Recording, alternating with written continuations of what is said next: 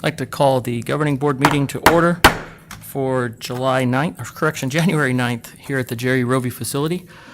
Present is board member Brian Parks, board member Mark Aguirre, board member Paul Bixler, board member Chris Kenyon, and myself, Michael Todd. Paul, could you lead us in the pledge?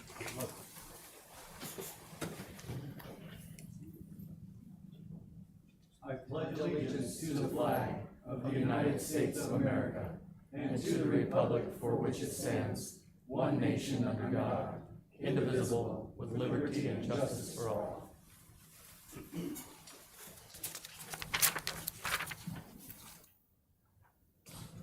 Next on the agenda will be item number 2, our administrative reports.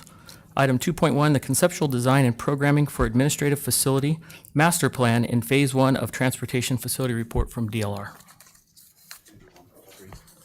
What?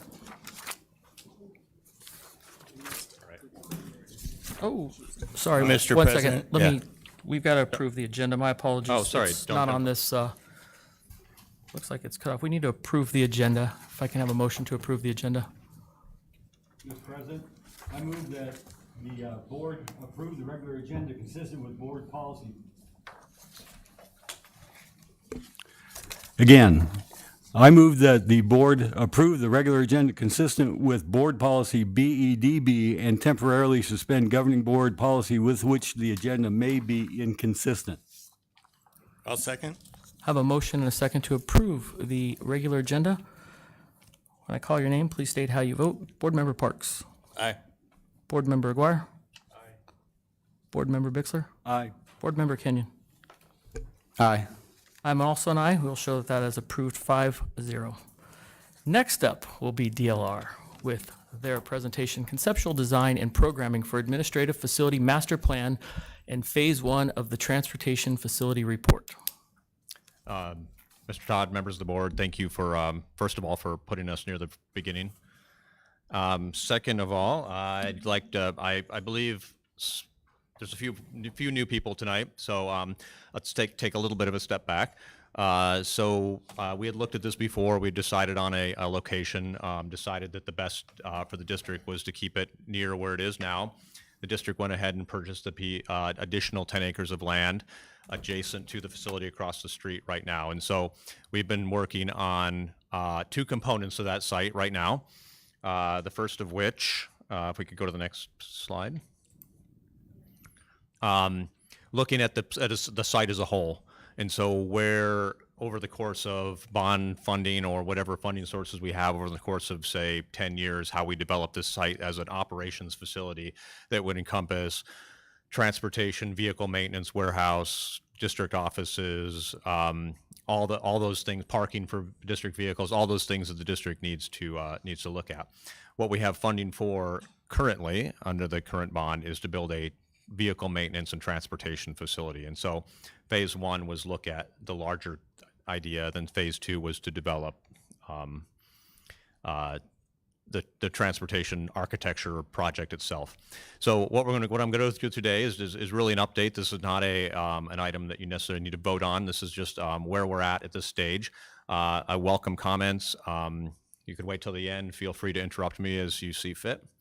And let's jump into this. So does everybody kind of have a feel for where we're at? We're talking about the facility across the street from where, on Liberty School Road, from where we're sitting right now, where you currently have the bus barn and the parking. So couple of big things that we looked at overall. How do you minimize disruption into or eliminate disruption to the current facilities as we move forward? How do you get kind of maximum value out of what we're doing now versus where we spend on the money we have now versus what we can defer to future phases? And then lastly, how do we set ourselves up to kind of plug and play things in the future? As money comes online, we add a warehouse. Do we already have utilities stubbed out for that? Is the pad already set up? Can we just set it in place and go? So really trying to make sure that we have all those things in place now, that we're not going back and digging up something or trenching things to add something that we forgot about. So those are kind of three big ideas. So looking at the plan that you see in front of you, general planning concepts, where do you get buses in and out? not onto MC 85, probably. So looking at where the district has where the public sees you as a district, and we thought that really that belongs on MC 85. That's the front door to the district, if you will. And so really looking at that location for a future district office, looking at kind of flipping the site to the other half on the north side, kind of getting all the buses up there and kind of getting that more industrial side on that half. And then looking at all the kind of operations buildings in the center there in that blue egg-shaped thing right in the center. And then that gives us the opportunity to share some of that vehicular parking in between the two. Look for opportunities. You have lots of bus drivers here in the morning. They all have cars. They all go home. You have a event like tonight. All the people come in for a board meeting. They share those same parking spaces, and really looking at getting maximum value out of that. So those are some of the considerations. Also looking at making sure that we keep bus traffic and vehicular traffic and the public kind of separated for safety reasons as well. Next. We just talked about vehicular circulation, kind of separating that. Next. Another component of this is the fact that how do we utilize the buildings and the people that work in one versus the other, and there's a lot of synergies between the two. So you've got transportation, you've got say a CFO that really looks after operations. You've got Jason that oversees like half the things that are going on here. Where is his office versus their offices? Where do they meet? A lot of pedestrian traffic that's going on in there. And then how do you utilize some of the spaces that we need to have for retention, for other spaces that are going to be green spaces? How do you utilize those as a component of a way to make nice spaces for the people that work there as well? In the sense that how do you attract employees to work for your district versus someone else when you essentially pay them the same thing? So what are the other benefits that they have? So really looking at those components of the site as well. Next. To kind of do all of these, to plan all of these things, we went through a programming session. Programming is essentially inputting all the component pieces that are going to go into this. And so you don't expect you to digest this whole thing right here, but I want you to just keep in mind that we've looked at where we're at now, what are the spaces we have now, what are the spaces we're going to need in the future in terms of offices, in terms of meeting spaces, for people, for the different departments, but also for vehicles and buses as well, and trying to make sure that we plan for all of those things. And so this is really a summation of kind of adding up all those pieces and looking at how big the buildings might be, even though many of those might not get built for the future, until the future. Next. So what is phase one? So the district has money under adjacent ways funding and under the bond from 2019 to do a vehicle maintenance and transportation facility. And so I think all these components are the things that would add up to that district. I'm sorry, to that phase. And so I think a lot of the site, when we're done, we're really looking at it with our civil engineering partner right now as to what we need to, whether we need to grade the whole site or whether we can actually leave some of that. But trying to minimize the amount of work that we have to do now. You can see there's a lot of little things all over the site. Another big component that I did not mention is the upgrading of Liberty School roads. This road out here will need to meet City of Buckeyes collector street standard, which is a bigger street.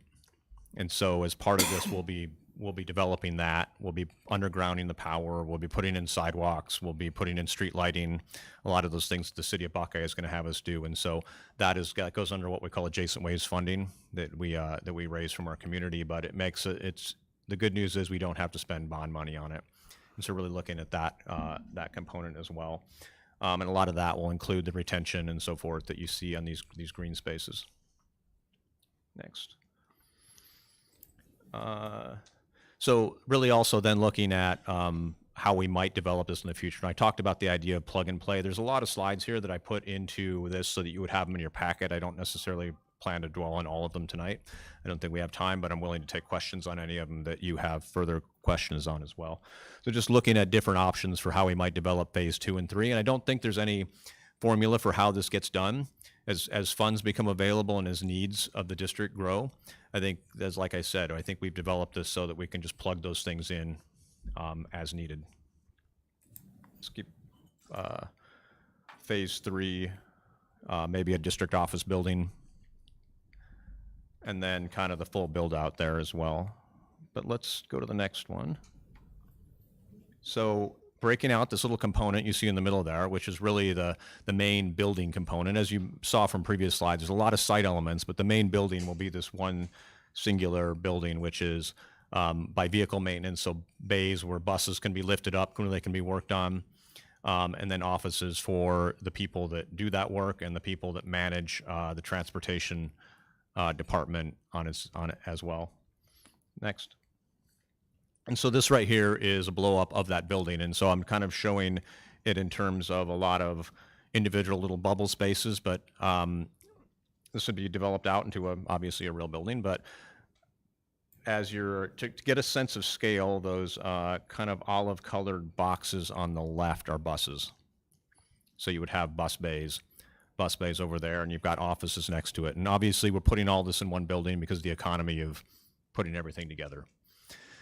And so this building is an interesting design problem in itself because it really becomes something that needs to adapt in the future. And so as we're looking at it now, it will probably encompass offices of a number of different departments beyond just transportation. In the future, as the rest of this builds out and as the district grows, this building might eventually get taken over completely by transportation and vehicle maintenance as we build spaces for a warehouse manager and build spaces for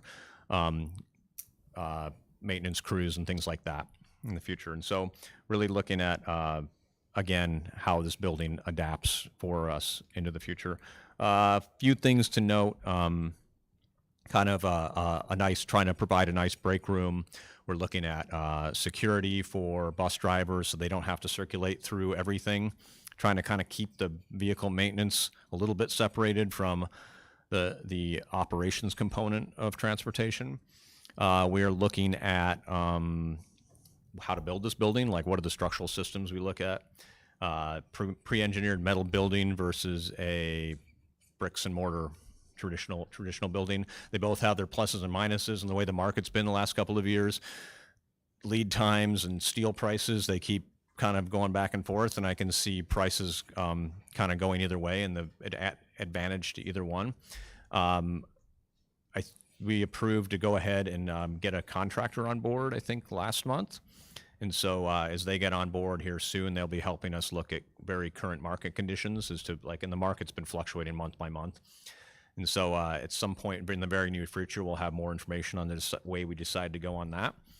A few other things to note in terms of the site. We're looking at what powers buses in the future. Are we going to have a new thing, or is hydrogen going to be a thing? Is electric right now? The next thing on the market is electric buses, right? And I think everybody's looking at electric buses and trying them out. So I think that our plan is that in this phase that we're going to plan for some charging stations for about 4 electric buses. We're looking at how you design the infrastructure such that you could implement infrastructure to charge, say, a dozen buses in the future, and maybe such that we get the conduits underground and get the pieces in place that we can just plug those things in, as we talked about, plug and play into the future. So a lot of little things. My instructions to my team was, I don't ever want to be standing in front of you guys in 5 years explaining why I didn't think of something, and so. For each discipline to help me think about what it is that they're going to do now to set you guys up for the future. And I believe, is that the last slide? Okay. So with that, I will leave it to any questions you have. Mr. Kenny? Looks like you put a lot of hard work into this, and thank you for that. Obviously, this is something that's needed as the district grows. I guess my only real question is, I mean, you answered a lot of my questions that I had. For the Liberty Road, you mentioned how that's going to be, widened and put in streetlights and stuff like that. Or, yeah, streetlights. Are we looking at anything on MC 85 where the traffic would come in and out, whether that be stop signs or like stop lights there. Right now, there's nothing, right? There's just a turning lane. Has that been considered in this? I don't know. I'm just asking. So a street light at the intersection has not been directly considered. We have been in talks with the city of Buckeye, which includes their traffic engineering department. And they are reviewing that. I don't foresee that happening in the next couple of years as part of this. As part of this development, they may ask us to do something in terms of street frontage improvements on MC 85. And so I think at this point, our goal would be to try to not spend money on that in this phase and maybe to put that into the future. In terms of access from our site, we are putting access to our site from that road. What would be intended that you would be right turn in, and there may be a decel lane for westbound traffic turning right into our site. And then assuming that traffic would turn left out of that, we would also have access from that same parking lot back onto Liberty School Road, which would allow people to either loop around Fremont and go to the light, like in the case of school buses, for example, so they don't have to turn left onto MC 85, they would go around at the light. But also to be able to get out of the site easier without having to turn left onto MC 85. Okay, I appreciate that. There's a lot of cars that fly through there, and anybody who comes here during any kind of traffic hours knows how crazy that is. So there's a little bit of a so we're dealing with Buckeye, but MC 85 is county. Yep. And so there's a lot of in fact, the current property is 4 different properties, and one of them is county, and 3 are Buckeye, I think, or something. So we're actually working with annexing that right now, and a lot of little things in the background that we're trying to get those 2 jurisdictions to talk. Awesome. Thank you. Yeah. Yeah, thanks so much for the report. Very informative, as always. The site that we have and the planning that's already been done, is there room for expansion on that site? We haven't built it all the way out, have we? Once we're done with phase 4, or however many phases we go to? So I guess I don't know how many phases that would be. The intent is that this facility would have everything the district can need within, I don't know, say the foreseeable 30 years into the future, right? And so we're looking at districts that are your district's like 273 square miles. And so it's hard to foresee how that's going to develop in 50 or 100 years. But in the foreseeable future, if we look at this area infilling and we look at Estrella Mountain Ranch infilling, what we can foresee that this would serve us. So we're looking at this first phase. Can that serve us for, say, 5 years? And then can we plug and play things in to get us up to a point where we're 30 years out? And so in terms of bus parking, for example, I mean, we're looking at 90 some buses. So, I mean, if you look at, I mean, you're at 32 now. So, you know, 2.5 times where you're at now. Easy. For now. Now, is it fair to say that phase 1 really it gets us up and running and everything we need to do to operate as a district? Is that a fair thing to say about phase 1? For that transportation area. Transportation and vehicle maintenance. So so under phase 1, you would assume the district office is still here. Right. Right. We look at maybe the warehouse so we need to look at the existing structures that we've got, and we've designed it such that those can be built around and they can stay in place for the time being, and then we can take them out as they get replaced.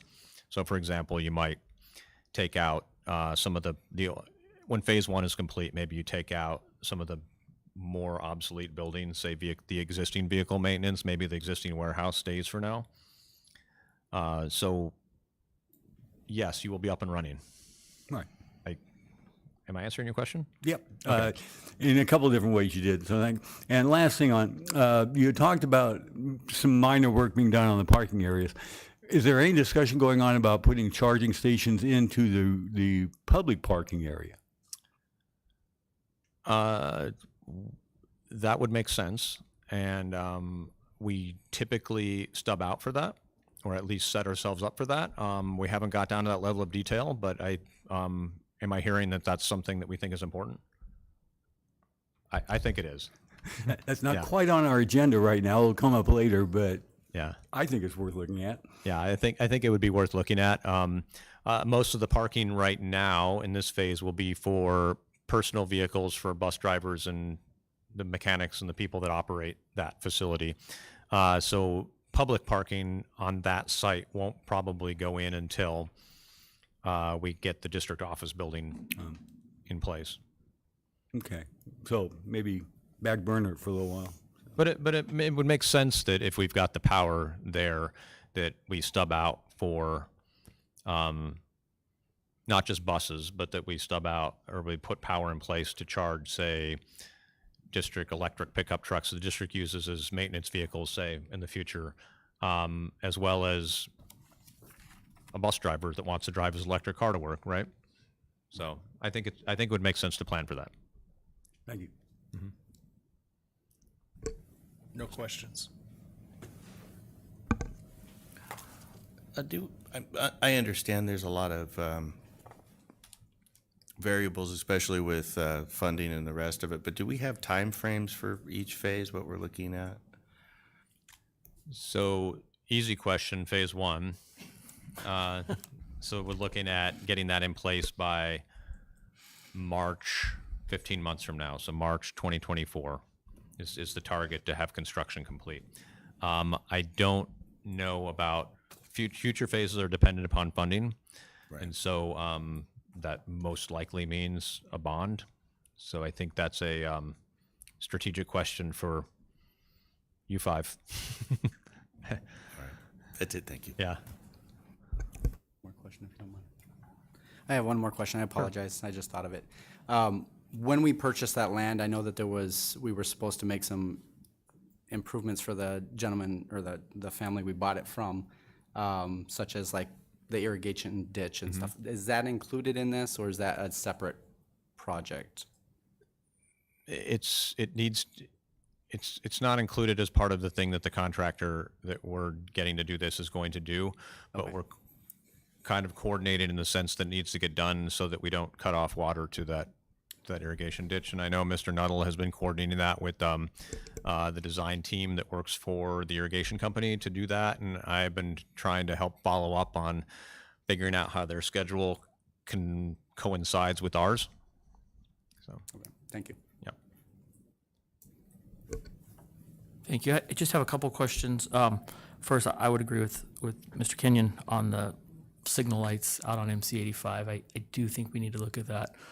I know there's been challenges for years with the county, but we've had some real close near misses that continue. And I think the average speed limit out there is about 95. So I was thinking later in the budget, maybe we could hire a police officer who can write tickets for our school district, and we could build all phases in probably about a month, because it's crazy out there. So I just think we should look at that. A couple questions I have on this. I know we have to do some improvements on the Liberty School Road. That's going to benefit other developers, probably on the north side. Do we recoup any of those costs later, or is it because we're the first, we're paying all the costs of that improvement? Yes and no. So you're paying the cost, but that's the benefit of what the adjacent ways funding. So the district levies collections for adjacent ways, and you're probably topping out my knowledge of how exactly that works, but based on valuation, in your property tax, you're getting some portion that goes towards that. And so what adjacent ways is things that benefit the public good. And so on any project, we can, instead of using our own your bond money to do that, we can use adjacent ways money that we're getting each year in the amount of, I don't know, say $500,000.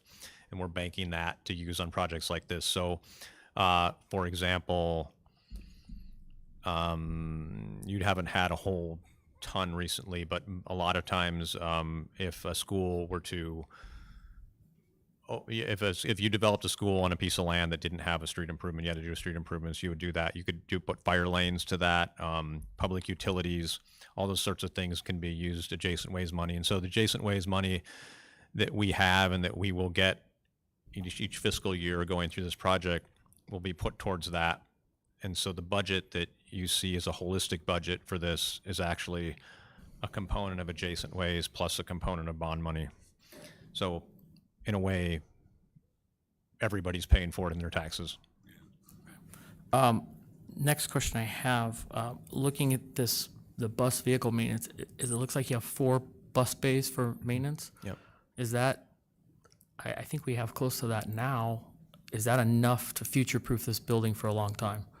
I believe you have, do you have 2 or 3? 2 or 3 now, but I think one more, this would take us to 1 more, right? We really have 2 functional right now, and one's pseudo-functional, not used for bus. Okay. So still, though, the question remains, is that enough to get us through as we've got explosive growth So coming? that's looking at, say, 5 to 7 years out. That when instead we're going from 2 to 4. Eventually, the intent of this building would be that we would add on another structural bay. So this building was intended to not only the site wasn't not only intended to be added to, but the building itself was intended to be added onto. And so we would design that left wall such that it was a non-shear wall, and that we could add another 2 bus bays onto there. Okay, Yeah. great. In fact, I think the way we had it planned right now, we're looking at, is there a place to put, could we put bus wash underneath the roof, and then you just fill in that roof, and that becomes 2 more bus bays in the future and add on another wash bay. But you're right, in ultimate build out, we would want more. I just, as we look at our school, I'm not sure if, as our district grows, Yeah. we may end up with a north and south facility sometime years down the road, but I hate to build something and this is kind of a building we've outgrown, so it's still, And there's still a lot of fairly new to be districts outgrown. that actually use, say, have a deal with a big box store in another part of the district, and they store buses there during the week, and they come back here to fuel and to do maintenance, or they have a deal with some jurisdiction somewhere else to actually get fuel at their facilities, and part of their buses are remote part of the day, so they don't have to make the trip. So, and that's not uncommon.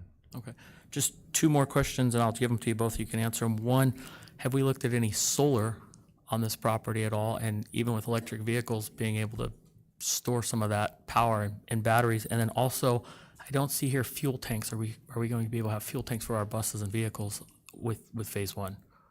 So first question, solar.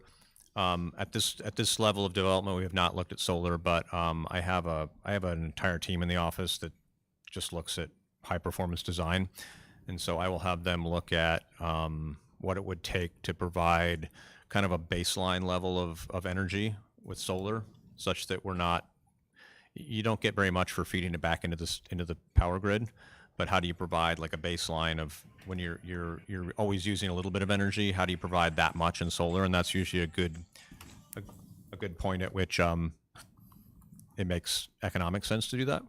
And so I will have them look at that and see if that's makes sense. I think to your question though, we always try to design such that you could plug that in the future, such that we've got a place to put an inverter, we've got the conduits to do it. Sorry, second question was? Fuel tanks for the Thanks, yes, buses thank you. and regular gas vehicles. So we have a fuel tank right now that needs badly to be replaced. Would love to be able to make that a future project. I think it's going to have to be part of this, and so that will be done, and it'll probably be. We'll take out the one that's underground and replace it with one that's above ground. That will include diesel, gasoline, and DEF, diesel emissions fluid. We've been talking with your transportation director about how do you put buses such that they're already like tagged, such that the gate opens when they come up, and how they activate the fueling facility with something that's on the bus, such that no one else can get fuel, but that bus can get fuel, and how you track those things. So a lot of stuff out there that don't exactly know how it works, but we're going to plug it in. Okay, thank you. Any more questions? Okay, hearing none, we'll move on to item 2.2. Thank you, by the guys. way. Thank you. Item 2.2, the Acadians Literacy Data Report. Ms. Erica Daniels. Hi, Hi, good evening, Mr. President and governing board members. I am tasked with presenting our mid-year data on our Acadience measure. This test, this assessment is measured to all kindergarten, first, second, and third grade students in our district 3 times a year. So just a little bit about the winter testing measures. In kindergarten, they still take the letter naming fluency, where they name the uppercase and lowercase letters. They do first sound fluency and phoneme segmentation fluency, which are phonemic awareness skills, which is not looking at print, it's all what they hear, so that they can isolate the first sound in a word, like bug, b. And then phoneme segmentation would be segmenting the sounds in the word, b, g, all the way to phonics. So this is the first time they're seeing a phonics assessment in kindergarten with nonsense word fluency, where they need to say the sounds, or the ultimate goal, read the CVC nonsense word. In first grade, they continue where kindergarten left off, but now you're wanting to see them read whole words and not just say the sounds with the nonsense word fluency measure, all the way from words being tested, which is heavy phonics, to oral reading fluency and retell, where they're reading words in text and having to retell the test to assess their comprehension. In second grade, they continue where first grade leaves off, and they do the oral reading fluency assessment, the reading grade level text, and the retell.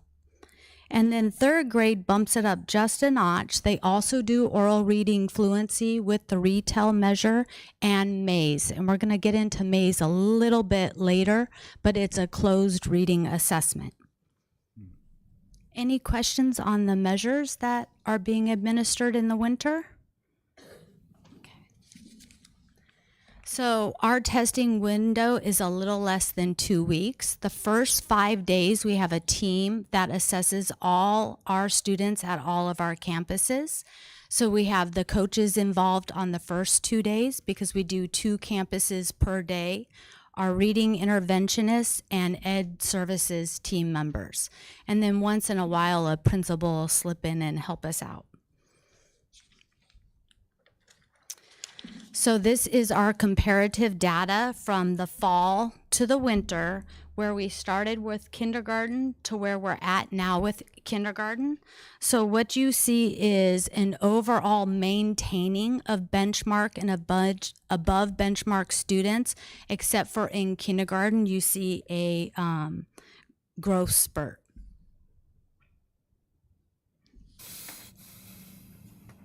So we're going to look just a little bit deeper at the historical data, and this is our kindergarten benchmark data. We went from 25% of our students reading at or above benchmark to 57% of our students reading at or above benchmark. This growth truly occurs when our teachers are teaching phonemic awareness and explicit phonics instruction daily, and they're using progress monitoring data to drive that instruction so that they're meeting their students' needs. First grade.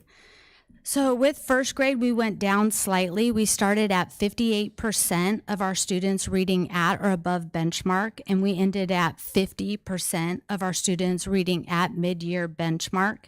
And one of the things I want to point out in first grade, at the beginning of the year, they're not assessed on oral reading fluency in text. At the beginning of the year, they're just assessed at the word level using the nonsense word measure. So they go from a phonics measure to a phonics application and comprehension measure at the middle of the year. It's quite a big shift.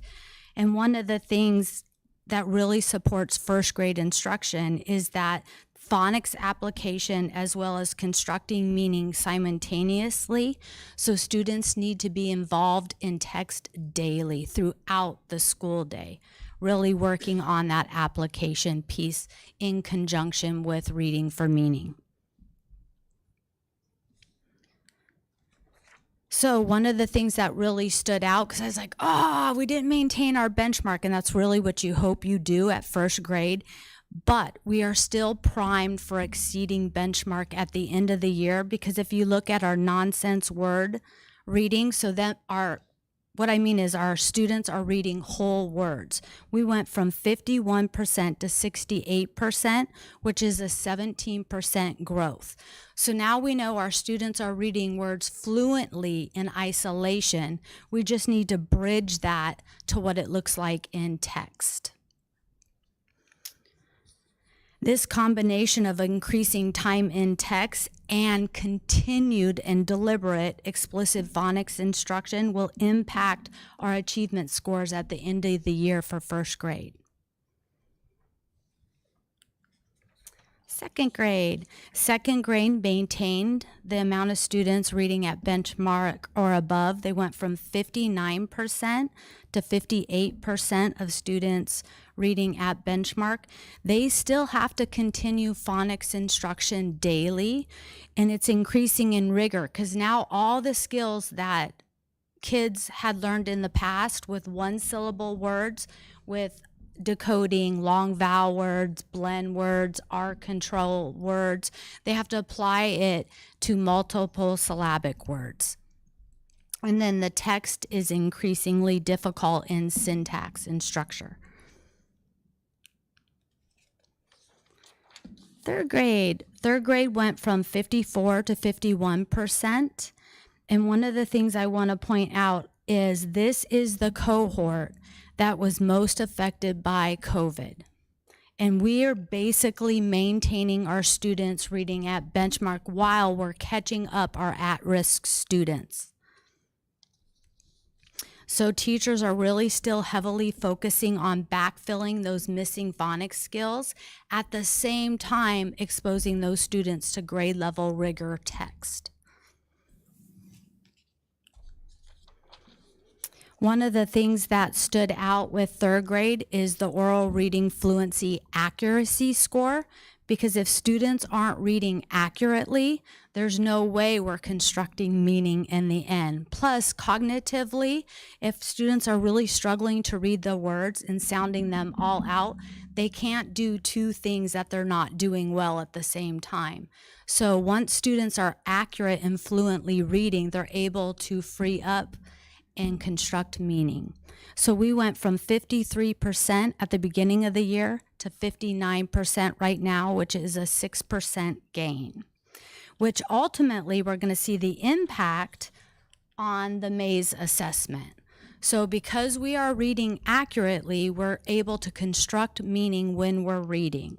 So our Mays assessment, our students started out at 42%, and now they're at 50% mastery, which is an 8% gain.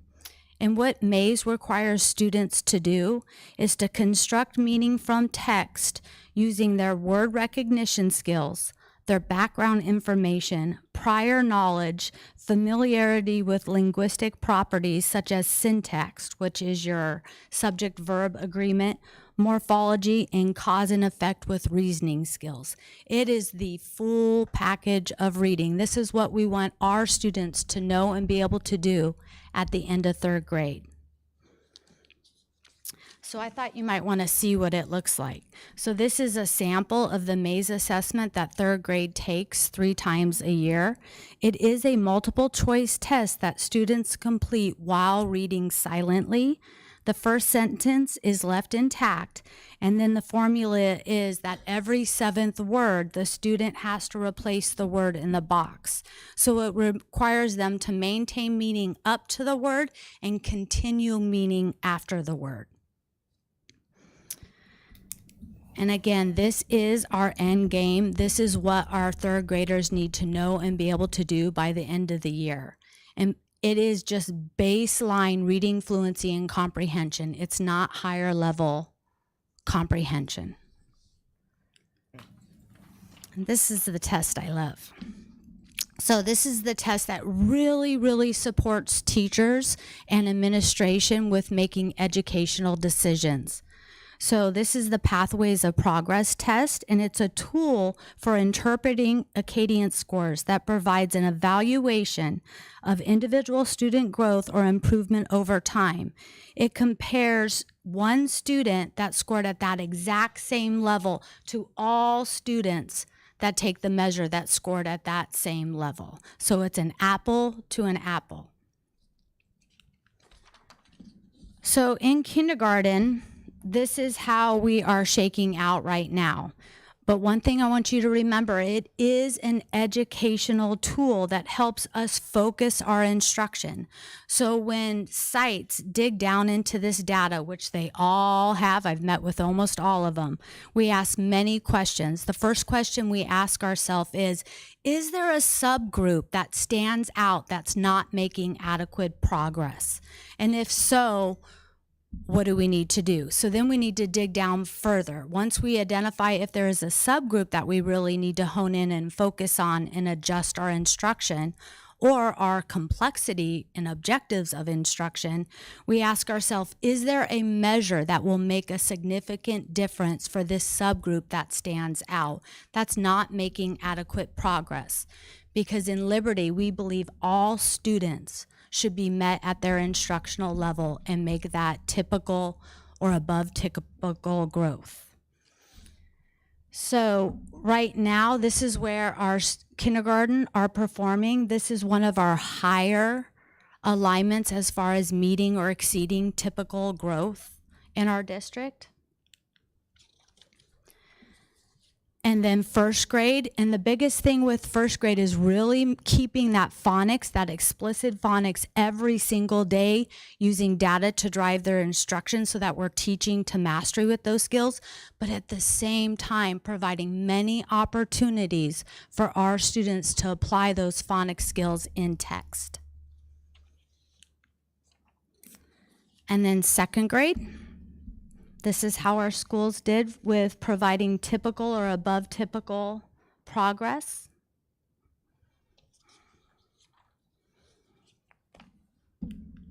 And then third grade.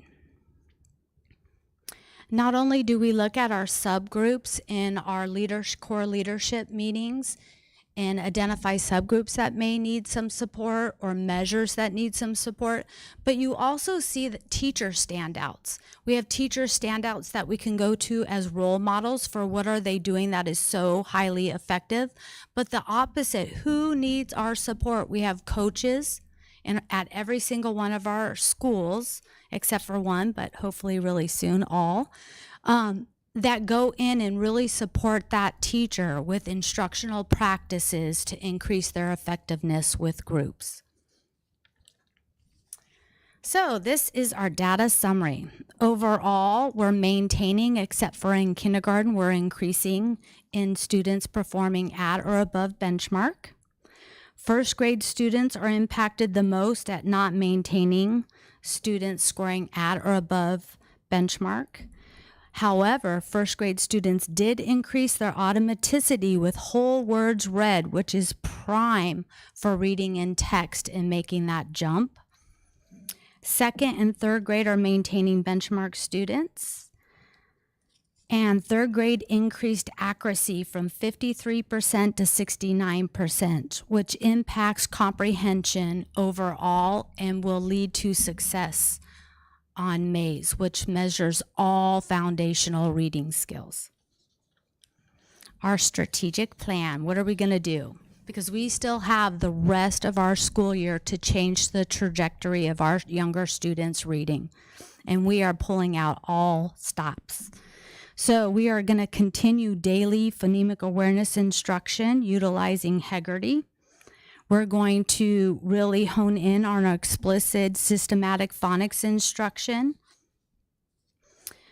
We are going to increase our decodables at kindergarten and first grade with our students' time in text applying those basic early elementary phonics skills. We are going to continue our Tier 2 interventions and restructure our groups based on our data. Read Live provides an opportunity for kids to read at their instructional level daily. Achieve 3000 does the same thing. And Achieve 3000, I can't say enough about this program. One, it differentiates. It gets kids into text at their level. They can all be on the same text and topic, just at their various levels. And then it has components like the stretch articles, which once they read at their level, the next article will stretch them closer to grade level text. So it's pushing them up in Lexile. And they have a couple collections that will do the same too. It has embedded scaffolds with pictures and sentence structure to help get kids to grade level text.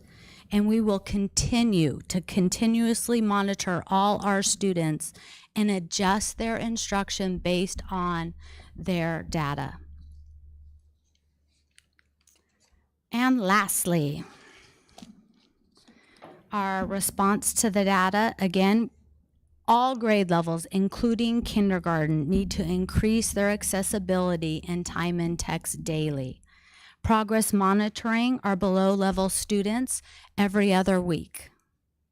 They can grow that fast. And not only just progress monitoring them, but responding to those reading behaviors. Consistent, explicit, and systematic phonics instruction daily. All 4 segments of the core 4, which is 30 minutes, but then really beefing up that small group instruction with the application into text and data meetings with all 7 of our sites to make sure that we really identify those opportunities for growth. And that's it.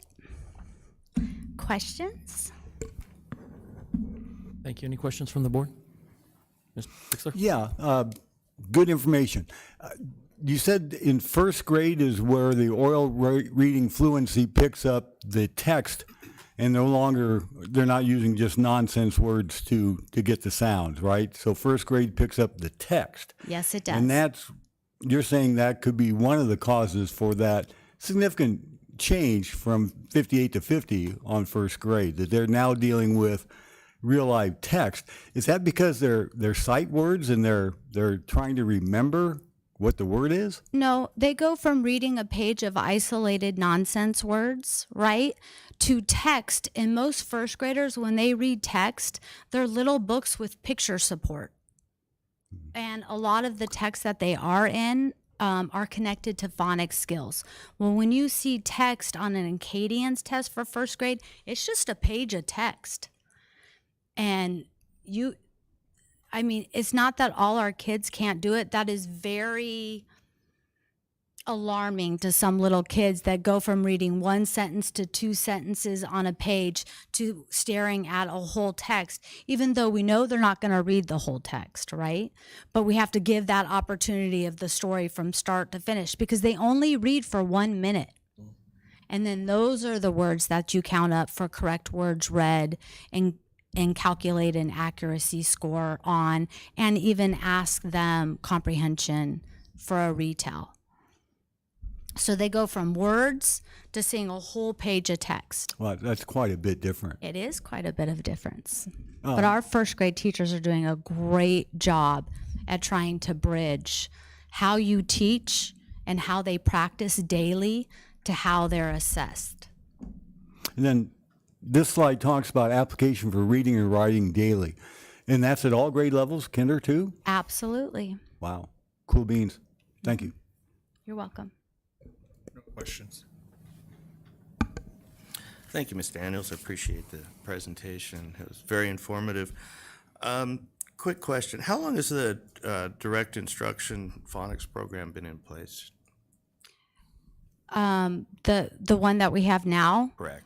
we started last year. Last year. Okay. So this is our second year to so really work at that explicit. may also have something to do with what we're seeing in second and third grade as far as catch up.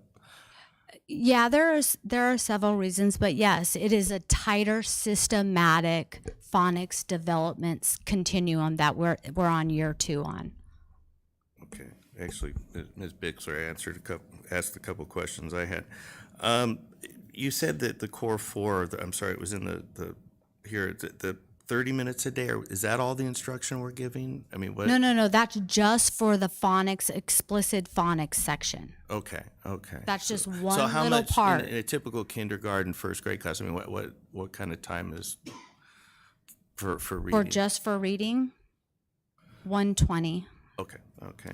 And you'd mentioned picture support. Can you explain a little bit what that is? I should bring samples.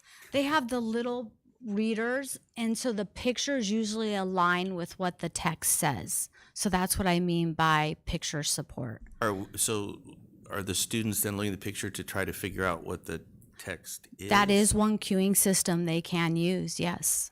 So we're using a queuing system. So when you're teaching a child to learn to read, right, one of the cueing system is phonics, one of them is syntax, the sentence structure, and the other is meaning. Syntax, and what was the third one? Meaning, so they'll use the picture for meaning, they'll use their background knowledge for meaning. Okay, perfect, thank you. Mr. Kenyon, did you have? Yeah, I also had a question, and thank you. That's a lot of information and a lot of data. Looking at these different schools and kind of how they were scored, we can see that obviously there was a lot. There were a couple of them that seemed to have good percentages, and I'm kind of looking at slides 14, 15, 16, 17. The different campuses have different values. Some of them are doing really well. Other ones, not so much. Have we identified what those campuses are doing versus the others? And how can we spread that out throughout the district? They all be successful. I think that those are a continuing conversations. However, we do know some things because when you look at effectiveness, you can look at the teachers per campus and see how effective they are. Some campuses have a lot of new teachers in grade levels and they're stacked. It takes a while to develop the skills and pedagogy and content knowledge to be super effective. That's why one of the strategies we use are instructional coaches, right? And we have reading interventionists that meet with grade levels once a month as well to help build that background knowledge. So that's also one of the pieces that play into effectiveness. And sorry to cut you off, I didn't mean that. But so this is halfway through the year. We're Halfway through the hoping year. At the end of the year, we see much better scores. We are more than hoping. We are taking advantage of every opportunity that we have identified. Good. Thank you as well. I guess I just want to dovetail a little bit. Slide 14, to me, is very concerning. We typically see Estrella and West Star up towards the top, and in this case, we see West Star significantly below, considerably, shockingly low. I'm wondering, we've got to have some answers as why we're seeing this. That is a brand new team. So are we doing any sort, in the aviation world, they use crew resource management. You never have two brand new pilots. You never have a brand new and a super senior because there's problems there. So are we assigning teachers, if this is a new team, I think we need to do something to, if that's what we're blaming this on, we got to jumble that up a little bit. I don't know if we're necessarily blaming that on that, but yeah, we've already identified opportunities with kindergarten at West Star to change the trajectory of those students. Because if this doesn't come up significantly, then they're trailing, they're trying to catch up forever. Absolutely. So is there an action plan in place to I mean, we want them all up. There's one school that's 89. Freedom is doing 79, which is great. But once we get below there, we're 70%. That's Yeah, a low C, and then lower from there. So do we have an aggressive action plan now, or are we just reporting this is where we're at and we're hoping No, for no, something no. better? We're meeting with core leadership teams to come up with those opportunities to change the trajectory of student achievement. Absolutely, we will have an action plan. Okay, thank you.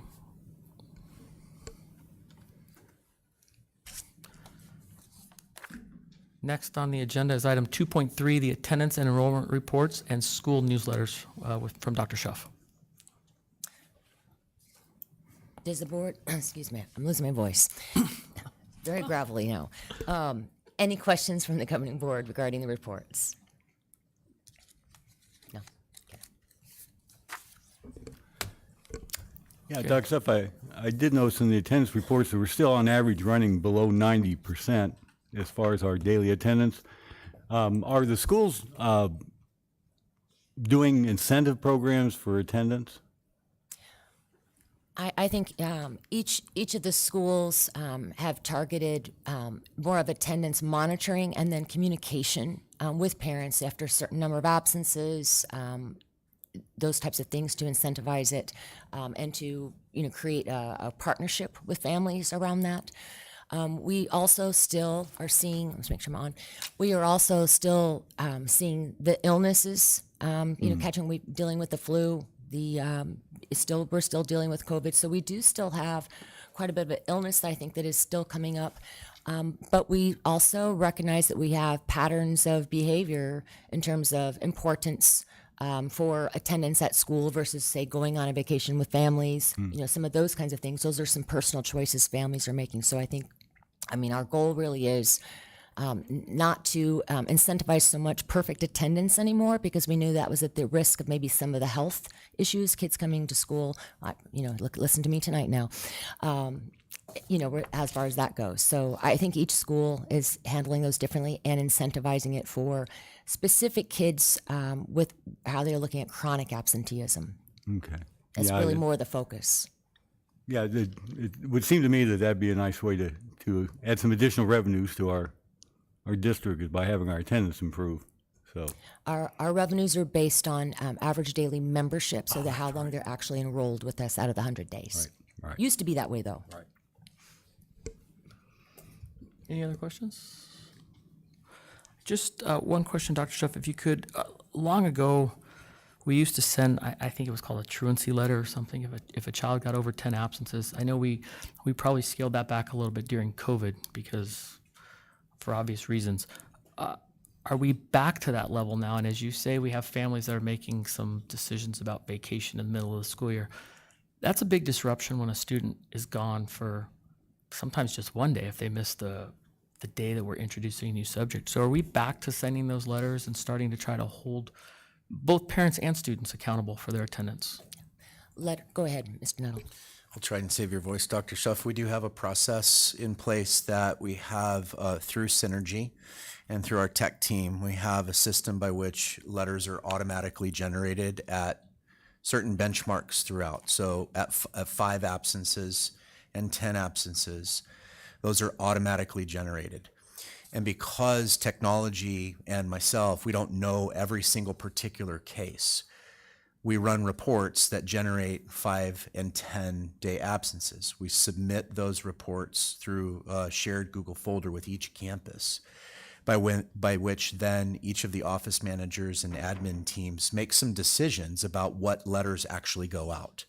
So if a student has a chronic illness, as an example, we would not send them letters over and over and over. We know, but the reports will still generate. Does that make sense? And so what we want to do is we want to have some discernment in terms of who we send them to, because we know particular stories. Beyond that, there are some additional resources that we're providing for our school counseling staff and our admin teams from a school works perspective, as well as some truancy officer reporting. Through COVID, you're right, the CUTS program that, depending upon where you're located within the city, they put more resources towards CUTS program where they have a higher needed population, generally speaking. That's not to say out here in Buckeye we don't have those needs, but typically we don't have the same truancy issues as, say, a Central Phoenix school potentially. So we do have resources. We have connections with CUTS officers. We do have school works and some attendance plans with groups of kids, yes. Thank you. Appreciate that. Any more questions? Okay, next up will be item 3.1, Governing Board updates. Mr. Parks. Any update, Mr. Parks? Nothing. Mr. Aguirre? Got got to attend the Arizona Nationals, like I had talked about previously before December. And as always, Liberty Elementary School District is always represented very well within the state and nationally at that particular livestock show, being that we are an ag-centered school, and I like to think an ag-centered school district. So it's very nice to see the little ones do their thing. Very national. Board Member Bixler. Yeah, real busy right before the winter break, so a lot was going on. Start off by going to Estrella Mountain and watching their spelling bee, which was really exciting. Again, came down to 2 people, and boy, did they fight it out. As far as I see you're back there, the young lady that won it at your school, didn't she do well last year? Yeah, I recognized her from, I believe, the district level. Yeah. Went on. Yeah, she did quite well here, but the competition was stiff. The second place finisher was tough. It went back and forth for quite a while. It was really exciting to watch. Second, then I went over to Liberty Elementary School, and we had a chance to go through the school and watch the instruction that was going on, and we just happened to hit math classes, which was really, really good to see. And there was a consistency that really stood out to me in what I saw in these different classrooms. We saw multiple grade levels. And the things that I saw that were consistent was, first of all, there was a lot of good life skills going on there, a lot of working together, a lot of teamwork, sharing ideas, and so on, a very real world kind of experience. Something else that was really outstanding was that they weren't doing things on how to do it, but they were doing why, which is a really high level of thinking. It's not just solving a problem. They're having to figure out why they're doing this way and explain it later. And the last thing I was really knocked over by was, in the world of education, transition is moving from one form of instructional media to another. And in every class we went into, we saw those transitions occur. There was very little lost time. The kids moved right into their groups and began working right away, collaborating with their partners. It was amazing to see that. Obviously, this has been taught over and over at this school, and it really made an effective instructional moment. It was great to see that happen. Later, went to Blue Horizons and was a part of their winter festival. Incredible turnout. Even had the Verado High School band there performing, which was really quite a thrill. Just a wonderful evening, and the weather turned out to be really, really nice. I was anticipating really cold and nasty, and it didn't turn out that way. It turned out to be a really good evening, and boy, the turnout was incredible. And then finally, we were invited to go through Liberty Elementary School and look at Las Brisas Elementary Academy, and looking at the construction of the 4 classrooms that are open now and have classes in it. And it was really good to see that. The teachers already start to move in when we had a chance to look at it. And what most thrilled me was to learn that we were able, through the work of the construction company, I really want to applaud their effort on this, to find enough money so that we could actually put in a collapsible wall in the upstairs classrooms to make those 1 classroom into 2. And boy, that's going to open up all kinds of opportunities for instruction up there. So congratulations to that job being done, not only ahead of schedule, but under budget, so we could use the money for other things that we didn't know we could. So good job there. It was a great time to be out walking on the campuses. Thank you, Mr. Kenyon. Yeah, first, I hope everybody had a Merry Christmas and a Happy New Year. Holiday seasons always get crazy and hectic, but hopefully everybody had a great time.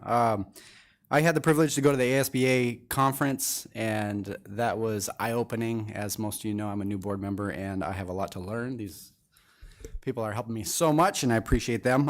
In the ASBA conference, I was able to go through some of the seminars, collaborate with some of the other board members from across the state, made some good contacts, and it was just a really, really nice time to get together and kind of brainstorm with some people. And, it was a really, really good time there. And really, that's about all I have right now.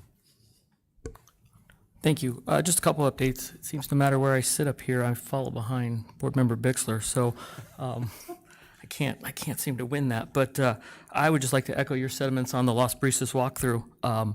What a great job that our construction partners did there. It's exciting to be able to see that school. It's so early on in our district when they left a little room for some additional growth, we were able to capitalize on that. Really impressive if you were around that school before, and then you look, wow, they squeezed 4 pretty good sized classrooms right in the middle of what a year ago you wouldn't probably think you could. But they did a great job, and with that, they had to knock out some windows, change it to brick walls, but just a great job. So my thanks to everybody that was a part of that project. It was phenomenal. Last but not least, I just wanted to extend a thank you to so many of the teachers and staff who've reached out to me. I did not realize my phone number was out as much as it was, but it has been ringing nonstop with people congratulating me and looking forward to the future. So to my fellow board members, I just want to say thank you. To our staff, to our families, and our students, the same thing. Thank you for making Liberty a great place to hopefully work, to learn, to be a part of a community. Let's move forward in a very positive, cohesive manner, and make many more great things take place here in this district. It's got a long legacy, all the way back to a one-room schoolhouse, and we've seen this place grow a lot. So we'll continue that, and I think I speak on behalf of all the board members. We're always available to the public, to the staff, to our taxpayers. If you have a question, please reach out to us. If you have an idea, let us know. As we continue to grow, it's really hard to be everywhere at one time. It's really hard to be everywhere, sometimes once a day in this district. We're getting so big, but thank you for everything, and I look forward to the future. With that, we will move on to item 4.1, which is our public comment section. This is a time for public comment. Members of the board may not discuss items that are not specifically identified on the agenda. That's pursuant to ARS statute. Action taken as a result of public comment will be limited to the board directing staff to study the matter, responding to any criticism, or scheduling the matter for further consideration and decision at a later date. I think sometimes the public doesn't understand, we're really limited into what we can comment back on. We have a few here. I've got a total of 4. So first one, and just a reminder, 3 minutes will be your time. We've got a counter on the screen, and there's one behind you as well, which might be hard to see, but I believe the dais has one. First up will be Mr. Elwood Kunstler.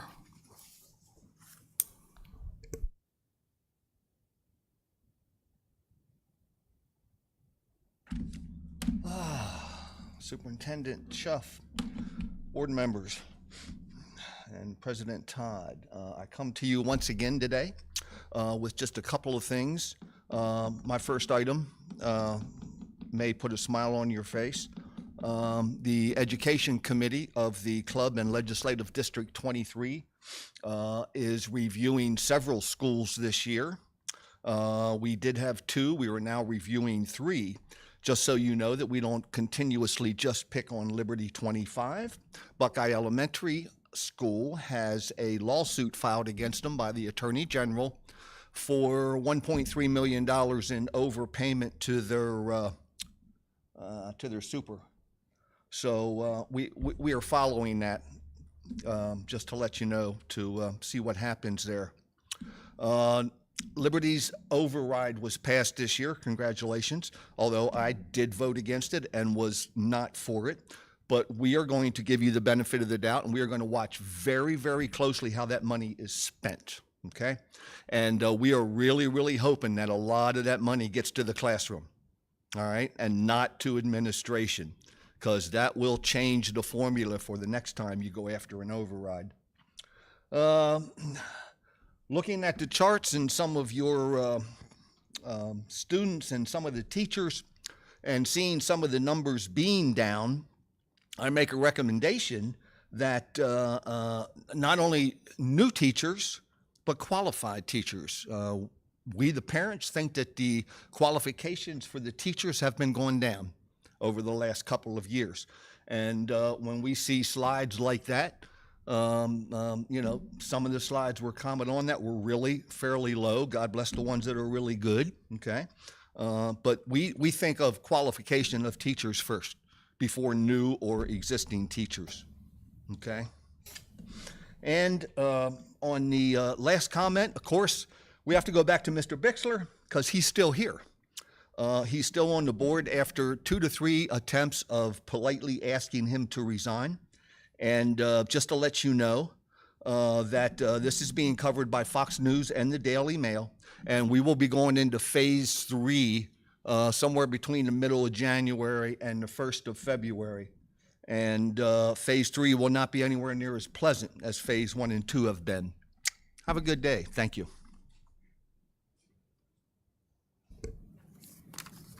Our next speaker up will be Kathy Hosian. Hope I said that right. Is that correct? Hosian. Thank you, Ms. Hosian. I apologize. That's okay. Thank you. My name is Kathy Hosian, and I am here in support of Ms. Paul Bixler. I have known Paul for the better part of a decade. I have found her to be very knowledgeable and has been a dear friend to me. I would trust her with my 2 6-year-old twin granddaughters, and I've trusted her with my dog as well. Recently, I had the opportunity to talk to one of her former students. That former student, where Paul was her teacher, had nothing but praise for her knowledge, her educational acumen. And I would like to say that former student is our current Attorney General, Chris Mays. And I think the video I saw was deplorable. I can't say that I fully understand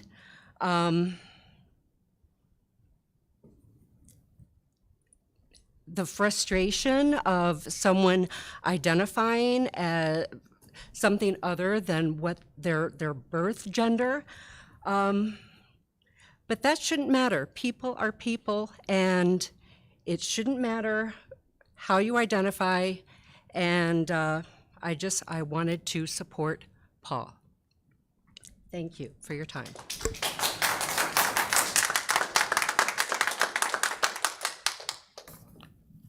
Well, the names get easier. The next one is Miss Paula Hoffman. Hopefully I didn't mess that one up.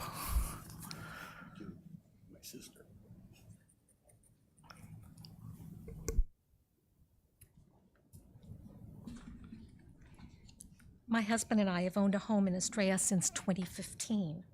We're thankful for the Liberty Elementary School District and the Board of Governors because we also care about the children of our neighborhood. We have been shocked by the lies that have been spoken and written about Board of Governor member Paul Bixler. Those responsible are small, a misinformed group who do not represent the majority of residents, parents, teachers, and students in our community. Our neighbors do not feel the way that they do. They are not only spreading lies, they're engaging in intimidation. I believe their goal is to draw attention to themselves and some political agenda. Maybe they don't know it, but our school board is a nonpartisan organization. Paul is not seeking attention. She has done nothing to be ashamed of, and she has no reason to hide who she is. I am Paul's twin sister, and I feel I must help set the record straight. I believe the bullies do not know Paul, but I do. So maybe I can inspire those who have slandered Paul. Please show some human decency, kindness, and most importantly, respect. She deserves this. Paul has spent her adult life in education as a teacher, assistant principal, coach, mentor of new teachers and administrators, evaluator of educators, and always as an advocate for children. She has given more than 30 years of her life to public education. In her well-earned retirement, she's sharing her extremely valuable educational knowledge with Liberty Elementary School District to the benefit of our children. Here's an example of Paul's character. For many years, I've volunteered with a high school academic competition where I interviewed high school students, much like a job interview. I would ask, who was the most positive influence in your life and why? Often the answer was my coach or teacher or principal, Mr. Bixler. Whenever I told Paul this happened, Paul praised the student. She spoke about the student's wonderful qualities. Paul hasn't changed. She's not giving her time and knowledge to our community to be a hero or a celebrity. Paul is the most generous, big-hearted, accepting, and the most selfless person you will ever meet. Finally, transitioning requires immense courage. I doubt you can even imagine how difficult this long road has been for Paul. She is living her life to her most honest and most generous way. And she is not trying to recruit members to some club. Two other people have been drawn into this outrageous attack on Paul. Her wife, Candace, she loved Paul with all her heart, and our mother, Jessie Bixler.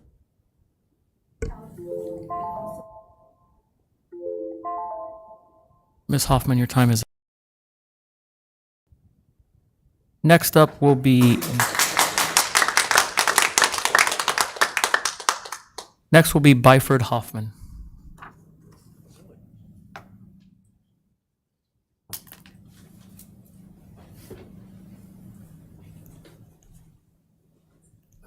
Thank you. I did not plan to speak tonight, but I just want to say a couple of things.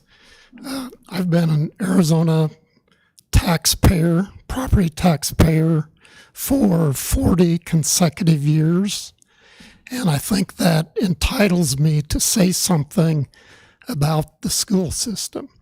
And what I want to say is I gained my education from public schools, not this particular school, but public schools, and I'm a strong supporter of public schools.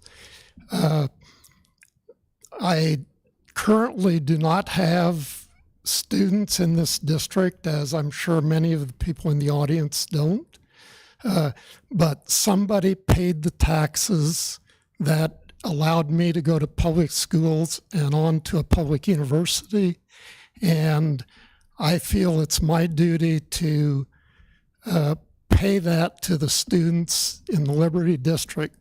And I just encourage the board to ignore all of the political bullshit that surrounds you and focus on the thing that matters, and that's educating our kids. I see you talk about the good things that you're doing. I think you're accommodating the growth in this district, and I think you're overseeing the programs and the teaching. You may have a little bit of problem because the politics around schools are becoming so divisive that I think that may be one reason you're seeing a lot of teachers leave and you're having these unfilled vacancies. So I would just like to thank this board for focusing on education and not political issues and keeping our students the top of your agenda. Thank you.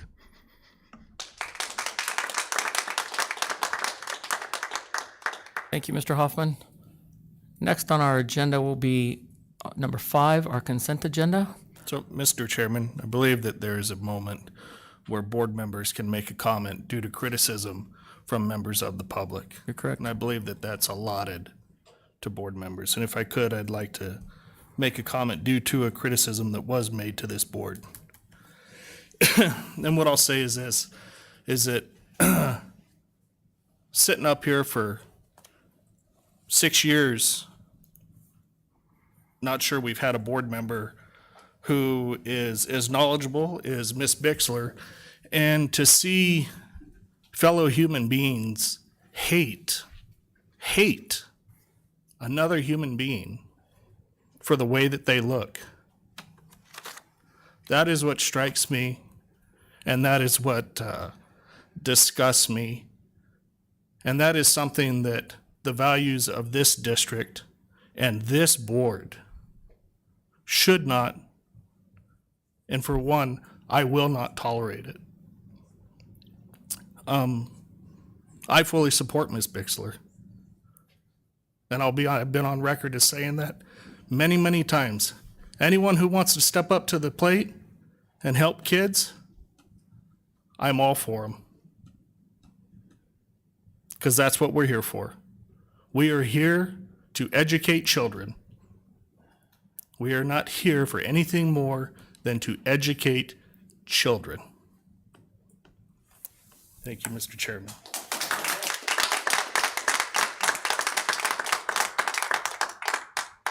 Mr. Guar, I apologize for moving on so quickly. First time in this seat, so my apologies. I did not mean to admit that. Does any other board member have any comments? Okay, now we'll move on to our consent agenda. Item 5.1, I'll need an approval, which will require a motion and a second. I'd like to make a motion to approve the consent agenda as presented. Second. Have a motion and a second to approve the consent agenda as presented. When I call your name, please state how you'll vote. Board Member Parks. Aye. Board Member Aguirre. Aye. Board Member Bixler. Aye. Board Member Kenyon. Aye. I'm also an aye. We'll show that that approved 5 ayes, 0 nays. Next up will be Section 6, Item 6.1, discussion and consideration to approve the hire of a communications director. Governing Board President Todd, members of the Governing Board, I'm here to share our pleasure in recommending Courtney Balson as Liberty's next communication director. As a little bit of background, the communications director is not a new position. There is a job description approved by the Governing Board outlining the qualifications for the position and the functions of the position. So we have a current vacancy. No new budget is required. While Governing Board Policy GCF does not waive the responsibility of approving employment, it does assign responsibility to the superintendent and outlines the criteria which shall be utilized by the superintendent in the selection process for employment. So administration has followed that policy, and then the criteria I will review. I required a non-discriminatory hiring process, which was used. The candidate met the job description qualifications, which includes a bachelor's and 3 to 5 years of experience. The candidate exceeded both of those qualifications. She has both a bachelor's degree in journalism and a master's degree in business journalism, and has demonstrated upward trajectory in her career experiences aligned to the functions of the position. She has experience in writing, social media, podcasts, and video audio production. Additionally, in her interviews, she demonstrated the ability to strategically plan for a marketing campaign. Policy GCF also requires that candidates meet state certifications for requirements for certification, complete consent form for background investigation, and finally that a background investigation be conducted. So based on the selection process and our confidence in Courtney Balson, we recommend her for the position. Thank you. Board members? Yeah, I'd just like to say that very impressive resume on this candidate. And that's what I want to congratulate our administration on. We have consistently, at a time when times are tough, finding people of quality to hire. And consistently, as we have openings come up, especially one like this one, we get candidates that are spectacular in their expertise and background. This candidate is absolutely no exception.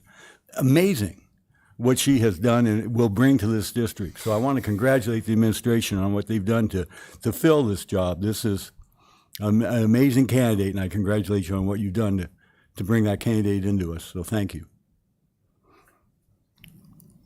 Any other board member wish to ask questions or comment? I'd just like to make a comment. Looking at the resume, there's one of the things I always look at is longevity in a workplace. And so, you know, I really hope that Ms. Balsan, if she gets approved tonight, really plans on sticking with us for a while. I was hoping that our previous communications director would be here a We lot do too. longer. We agree with you. But he's no longer with us. So I would hope that would be a goal, that they would be here for at least 20 years, something like that. That's Just 20. Hearing no other comments, I'll take a motion to approve Courtney Balson as the communications director. Mr. President, I move that we approve Courtney Balson as Communications Director. I will second. I have a motion and a second. Please state your vote as I call your name. Board Member Parks. Aye. Board Member Aguirre. Aye. Board Member Bixler. Aye. Board Member Kenyon. Aye. I'm also an aye. We'll show that approved unanimously, 5-0. Congratulations.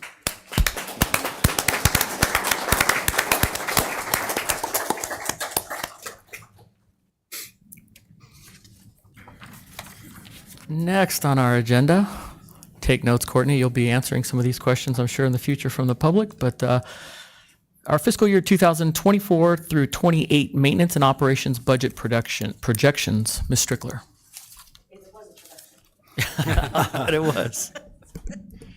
Good evening, Mr. President, members of the Governing Board. Before you tonight and included in your board packets is a 5-year maintenance and operations budget projection document for fiscal year 2024 through fiscal year 2028. Excuse me. This preliminary information is based on estimated revenues, enrollment projections, and projected fixed cost increases. All of these are subject to change. Oh, I'm too short. Okay, along with using the regular method of budget projections, the district considered the challenge of opening a new school within the projection timeline.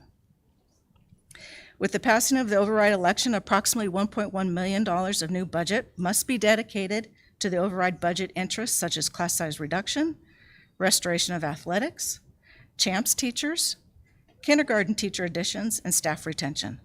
We will meet this obligation.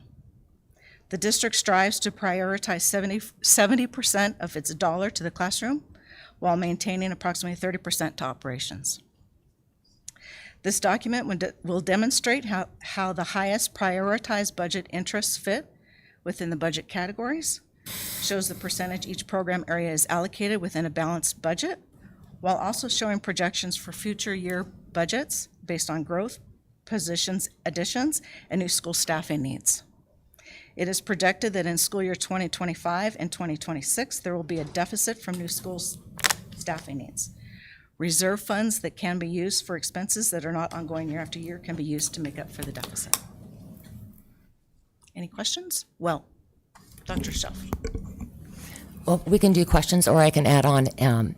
Really, what we use this document for, aside from projecting out, because we have to be mindful of where do we stand and where do we have the opportunity in coming years, and do we need to preserve dollars? What would some of those things happen? So this is with a more conservative view of our enrollment projections. I would also say that how we used it was a check and balance. So the next agenda item, we'll be talking about the actual budget interests and letting the board review that and provide their prioritization. But we wanted to show you not only how does it fit within, say, the bottom line for what our expected dollars that will be available. We also wanted to show this to you by budget category, or technically it's program, but to see it by category, because that was a way for the budget committee to come back and look at and saying, did we put all of our money in, not that they would do this, but in plant operations, and not enough money in instruction? And how did those budget categories continue? So if we were projecting forward, if you took a portion of the increase of dollars and you said, what portion of that is really ascribed to instruction? What portion of that should go, keeping in line with that, to school administration, to plant operations, to transportation? This document shows you that. And I would expect, and you should expect, to see an increase in the percentage of dollars going to instruction with our available increase in dollars, because we are restoring the budget override. So to have 67, 68% of those dollars instead of perhaps a 58, 59% of budget dollars, And so to do that, we also then have to make up for that and show lesser percentages in some of the other categories, which you can see. So to me, this was a good test, if you will, to what the Budget Committee overall recommended. And so that means that as you look at these budget interests in our next agenda item, you would have a sense of, would we be putting too much or too little in terms of the actual individual budgets for the individual programs. So it really is just here to give you context, let you ask some questions, and then next we'll move into the budget interests. Members, do you have questions? I do very quickly. You talked about reserves, and I see on the last page that we have increase, decrease from reserves. Is there a possibility that we can get actual what the reserves are and for which GL account that? I mean, because we don't have kind of a baseline of what reserves we're talking about. Unless I'm missing something, I mean. So the very last line says budget balance carry forward. That is the reserves, $3,118,000. Beth is better to Now, speak. is that just out of the general fund? I mean, how is that allocated? Well, I'll let you speak to that, Beth. That is unspent funds from fiscal year 22 that we were able to carry over into fiscal year 23. And it is in the general fund, Thank you. M&O, yes. Thank you. Okay, that's all. Thank you. Did anybody else have questions? One question, so that carryover, did we have any carryover from the year before, or was that all been spent? So our total carryover permanently, or how are we at with that? So what I've seen in the budget spreadsheets is that typically the district carries over anywhere between $2 and $3 million. It's good savings, knowing that we've got schools to open up in the coming years. And last year's was in anticipation of the override not passing. So we did as well as we could to save that money. So in case the override didn't pass this year, we would have those funds to fall back on. So what is our total savings? The total savings is the $3 million. It is a $3 million. Okay, all right, great, thank you. So there are two purposes for having reserve dollars, perhaps more than that. But one is there is a period of time when we are expending dollars after July 1 for which we don't have access to our budget. So we have to be able to basically carry ourselves until such time that the tax money start to roll in and we get payments. So we have that amount. We do not need the entire $3 million for that. A second purpose of maintaining at least a significant or appropriate amount of reserves is when we go for bond ratings. We will get a lesser bond rating and get a lesser bond rate from the bankers, if you will. So that would be another reason.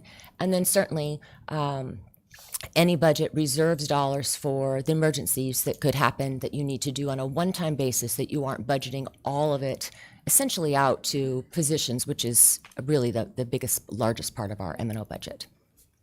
So to your point, we wanted you to see the reserve dollars as well. The Budget Committee did not suggest budget interests that went necessarily into the reserve. That really is, I think, more at the discretion of the governing board for our priorities. If you were to say that you wanted us to budget into the reserves to accomplish some key priorities for the district for the upcoming school year, we would just demonstrate that if we were to add something in this next year, we anticipate, we don't know for sure what will happen, but we would anticipate that if we added something into the budget, if it really was just 1 year only, we could certainly do that. If it was something you wanted to say as an ongoing part of the budget, then looking at this bottom line over the coming years, we would say we would want to be able to utilize the funds for at least 3 years. And then after the third year, we expect that we would get increased enrollment back and be able to start to add in and maybe absorb some of those costs over time. So it's really just background information for you for context in a multi-year format. Yeah, Dr. Seff, a quick question. If I'm doing the math correctly, it looks like the anticipation as far as projection from this document is that we would have to dip into that reserve to the tune of about $1 million. That seemed about right? You're looking at. So yes, we also do have. I've included another fund balance here for you. because it is the developer donations, which are absolutely intended and gifted to the district for the purpose of dealing with growth. And that is truly how most districts, try to utilize those funds to offset, perhaps the increases required for opening a new school. We did not include a balance of that for school year 25, 26, or anything else ongoing, because we really don't know what we'll receive. We have received, typically we've been receiving more land donations, which don't result in an actual donation to the district, but we would expect that we would continue to get additional funds. So in reality, could 25, 26, could that shortfall really be offset by additional growth dollars? That is very possible. So this is, us trying to be conservative and just give you, again, context. Great. Thank you. I think it's important, your comment as well about as we cycle from one budget year to another, I think our reimbursements come in at about the speed of government. So we really don't know how long we're literally riding with no money coming in. So that savings, to have some of that money there, keeps the lights on. Otherwise, it's going to be a dark couple of months every new fiscal year. So. I'll tell you, and some of you that have been with us for a while, there have been past budget times when the governing board has said these are the priorities, and we would feel comfortable spending up to an amount. So I think of one example early on in my tenure, the governing board opted to spend up to $450,000 into that reserve dollars. The good news is when we budgeted for that, we had some unexpended dollars that happened because of vacancy savings, some of those things. And in some of those years where the board authorized more than what I would consider a balanced budget for that year, we were still able to achieve a balance by the end of the year due to our growth, and then also due to just budget savings and not spending down to the last dollar in every budget we have. So I just say that so it gives you some flexibility in decision making as you think about priorities. Thank you. Any additional questions from the board?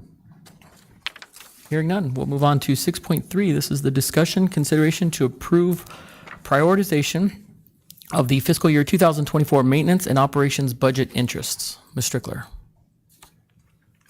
Would you like to, I would ask Ms. Strickler to just review kind of a short overview of the fixed expenses that we look at first with the projection of revenue, and just a short explanation of that.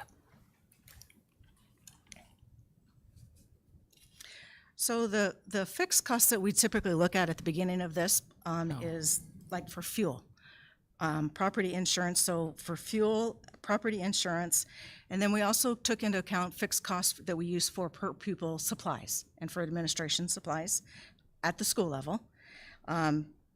Step increases for admin support staff, and then fixed costs we have for health benefits and ASRS increases.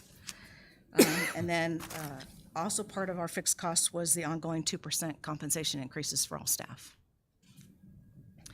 So this part of the prioritization is the budget committee met on this, and we made recommendations keeping instruction at approximately 67% of new funds to instruction, with lesser percentages than what are typically budgeted for the other budget program categories.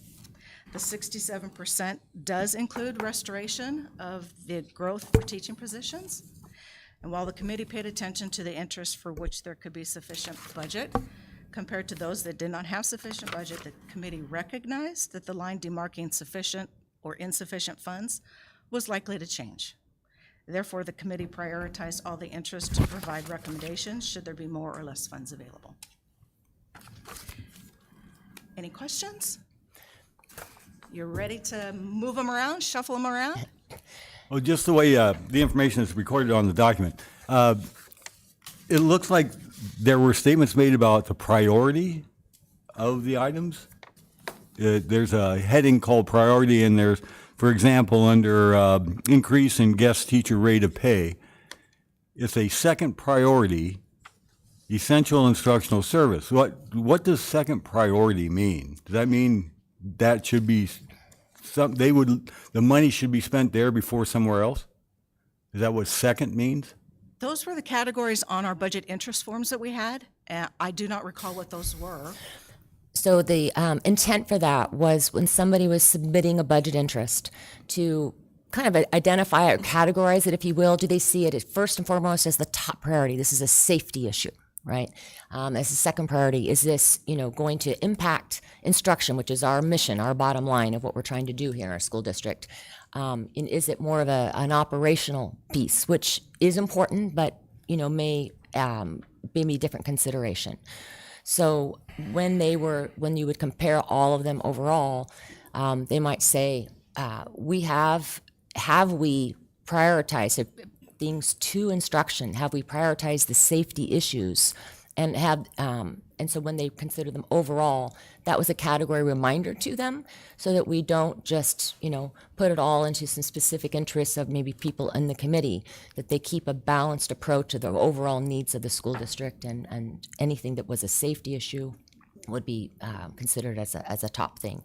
An example of that when we start talking is when they talked about increases to the FTE for transportation.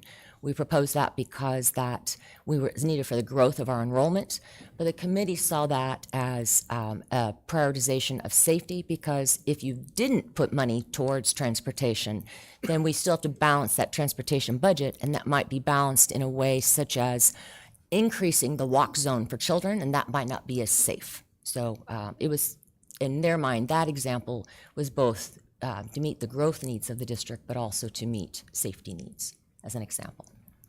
And so the document itself doesn't really tell us the priority of the committee. Is that correct? This document reflects, and so that's what we're going to go through now as a discussion amongst the board members. This reflects the prioritization, so the very top things they prioritize down to the bottom things that they prioritized. So it isn't priority order. It is in priority order. So had there been, a couple of $1 million available, these are the things that surfaced that they thought were, that somebody on the committee or outside the committee forwarded either to district administration or forwarded to a committee member to add and to be considered and prioritized. The committee also, as would be expected, if something was important, it might have been important to more than one committee member. And so you might see a duplication of something that looks real similar. And so those you would see color-coded as being similar. An example of one that I believe had 4 different budget interests was around the area of additional supervision support at lunchtime, and then there was a variation of how many positions, how many hours. The most expensive version of that actually also would be a full-time position, also providing additional support for, say, maintenance work orders and things like that. So just know that when you see those, the budget committee overall selected one where there was a duplication or a different option. They selected one option to prioritize, and they pushed the other one down to the bottom. So the only exception to that in their discussion that you'll see is with the noon duty support at the lunchtime. Their top priority was to have the support liaison position, is how they were terming it, labeling it. Not that it would, if that position was to go forward, it might have come up with a different name, but that's what they called it. And they recognized that that was below the line of available dollars. But they also recognized, well, should the district receive more revenue than what we are anticipating at this time, and there was an ability to prioritize that and it would still make it, they'd love to see that in there. That's their top choice. But they also said they recognized it was more expensive. So an option, they advanced one of the options that was a little bit less expensive, that was a partial day, so that the board could see those two things they considered paired together, and their intent was not both, but one of those was their intent. So our time together, other than answering your questions about what some of these budget interests are, what the impacts of them would be, to help you gain some of that understanding, would also then be to gather your input of your prioritization for these. Would you be prioritizing them in a different order? And then also, we did have one board member forward a budget interest that was considered by the committee. but I didn't receive any others. And so what we don't know is there anything else that you wanted to see considered that you would want, obviously, for board discussion today? We can help to try to support any modeling of those costs if there's something different. But I would say one thing that's different than how the committee has operated in the past is, as a committee, they decided to just operate from the get-go as if as if it were a fixed cost to go with a 2% increase for all employee groups, and to just in the mindset of saying that's just a fixed cost. We're going to start there. We're not even going to debate or have conversation around that. I or cabinet together had also added a budget interest just so they would have an understanding of it, of how much it would cost, and for other additional consideration, an additional 1%. So that's a total of 3% is what is included in this budget prioritization that you see sprinkled out through all those program areas in the multi-year budget. And so the good news about that is I think this administration, this governing board has set a goal for quite some time, for many years actually, really striving to hit that $45,000 mark. And I'm pleased to say that with the 3%, that would push us to $45,200 for our least paid teacher, with an additional $5,000 to $7,000 guaranteed with performance pay. And we know that fluctuates, has to fluctuate up considerably from that, but minimally we anticipate that being $5,000 to $7,000, which puts us over $50,000 for our least paid teacher. Not what we still want it to be. I think we'll have to set our sights on new things, but that was a major milestone, I think. And I was pleased to see them prioritize that in that way. So I would just leave it up to you for questions. We can go through these things one at a time, and then you can say kind of up or down from there, or we can take them in a group, or simply just take your questions and any recommendations. Dr. Schuff, maybe I got an idea here. First of all, I think it's imperative we bring back all the programs we cut. I think that has to be the priority, because that we cut for the override. I think we could probably agree on that. And then the other piece is can we bring that 3% up to the top of the list? It's already there. But if we could agree on that, at least we have a place to start. At least we know we've got those down, and then we can start moving through the rest of it. That's a great strategy. Right? Yes, in here you'll see restoration of athletic programs is in there as a fixed cost. And then in terms of class size, we have reduced class size according to what our override said, and it'll still be well below the 27-to-1. The board approved that this last time, so therefore that dollar amount is included in here. So if there was some variance in that going forward, then that would have an adjustment. But yes, I would leave it to all of you to say, do we have consensus on that to start with? 3%, are you all supportive of 3%? Yeah. Okay. Are you all supportive of restoring the athletics and the things surrounding that? Absolutely. Great. There were no cuts for kindergarten, which is included in our enrollment, but additional kindergarten teachers could be included there with our increase. But one thing that I think is important that I'm not seeing here, but it seems to be down a little bit lower, and it just seems kind of like some hanging low fruit, is long-term subs and long-term subs. That I think that is something that we're going to continue to see. That is just going to be a standard that we're going to have to deal with. And I think in order to increase the quality of that classification, that we're going to have to give them a little bit more money. So for the rest of the board, for their context, we've got a line number. Line number 15, it should be slide 4. And I'll let Mr. Nuttall speak a little bit to that, and he can explain why at this point in time we've put $0 associated with that, but that does not mean that there wouldn't be an increase. It just means how we came up with it being a budget neutral. He can speak to that. So, Mr. Aguirre, I'd just like to clarify line 15, if you read it in its entirety, it indicates that emergency or long-term subpay equity with our first-year teachers. And so that is not speaking specifically to our permanent long-term subs that we currently have stationed at every one of our campuses to take the first vacancy.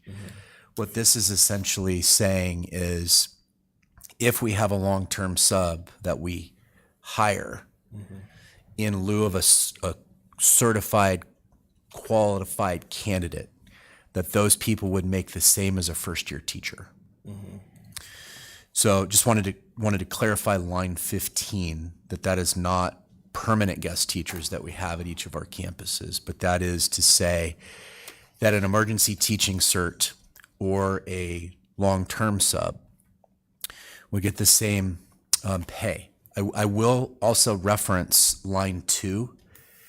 And the reason I reference line 2, and it's prioritized pretty high by the committee, is because we're well aware that we are needing to continue to compete in the market space with guest teachers.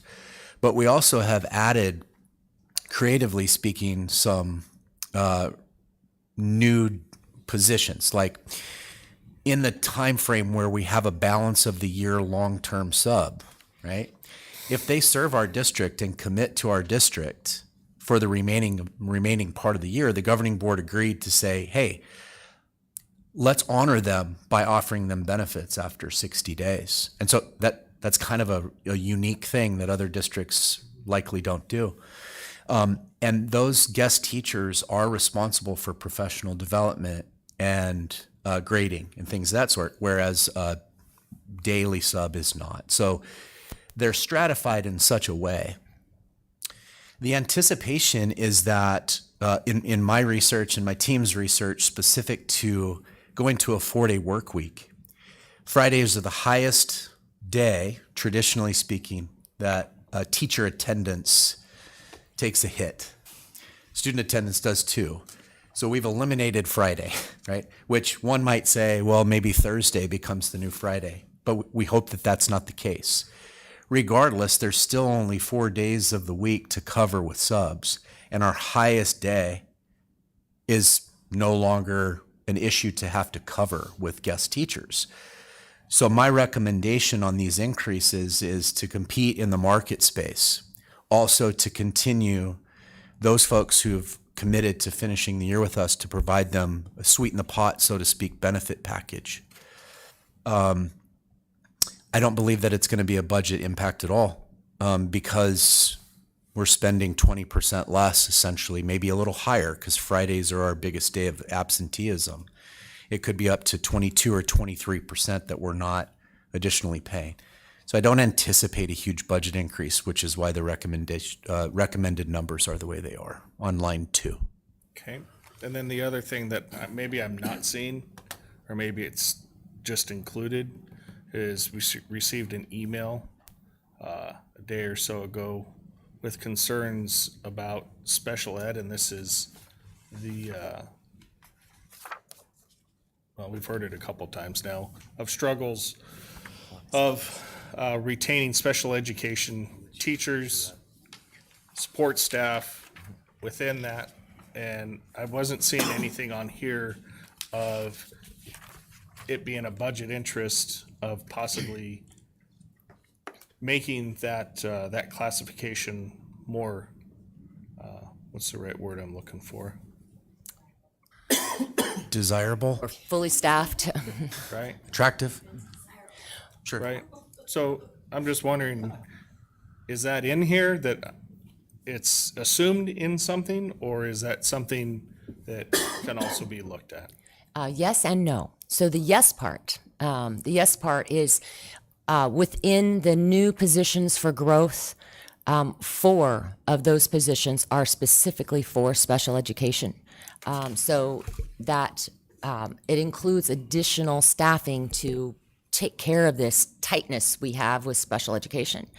To your point about to make it attractive for them to come, we currently do have a stipend of $3,000. We have two separate $3,000 stipends for special educators. Number one is if they have a special education certificate, and number two is that if they're teaching in a self-contained classroom. So our resource teachers do push in with general education. As an example, they would be eligible for the $3,000 because they have the special education certification, but they would not also be eligible for the additional $3,000 because resource is not self-contained. And I might argue, but I don't know that that strategy is working. So that could be an additional budget interest from the governing board to increase the stipend to our special education teachers. Maybe take some of the handcuffs off.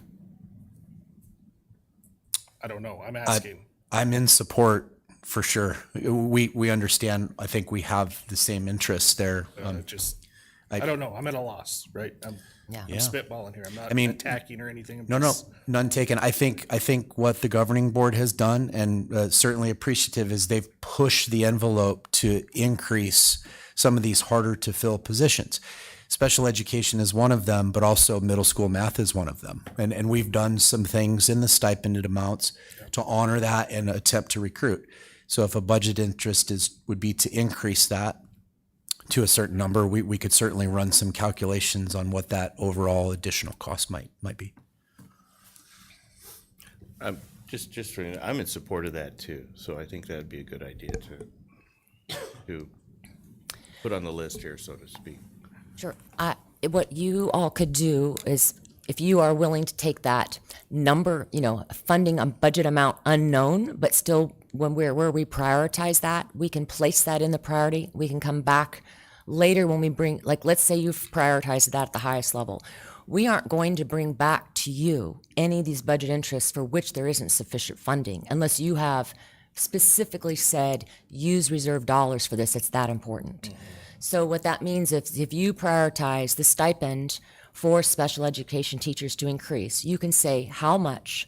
We'll go back and model it. You'll approve this prioritization tonight. And then what we'll do is we'll bring back to you, when we come back with the stipend to approve, we'll say, now, here is the amount, and know that the implication of that is budget interest this or that, perhaps didn't make it above the line, but you may have already told us what you wanted to be sure is funded no matter what, and which ones were just going to go above the line. Would that be a reasonable thing for you to say where you'd like to prioritize this, and for how much do you think is a recommendation, or maybe Mr. Nuttall has a recommendation to help support that? I think this has to be part of, as we go on here, as part of the compensation discussion. I look at it as if the priority, probably first page, because I think that's where I'd like to see some priorities is in compensation, and this, especially with the override. I think we're in an unfortunate position to throw a number out at you. I don't, and I agree. I don't know what that number is. I just look at common sense. 3,000 ain't getting the job done. Mm-hmm. Does 6,000 get the job done? I don't know. I wish I knew how to get more special education teachers here in the district, but I don't know, what are we competing against? I'm not saying dollars wise, I'm just saying out there with other districts.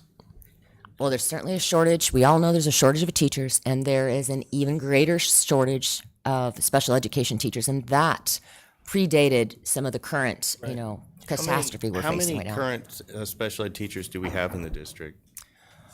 Ms. Kay is not in the, she's good timing.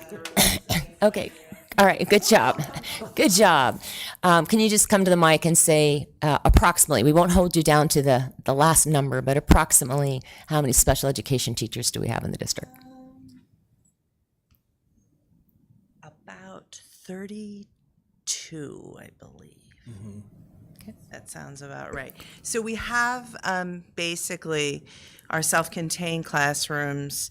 We have two at West Star. We have one at, we have actually, we have 4 at Rainbow.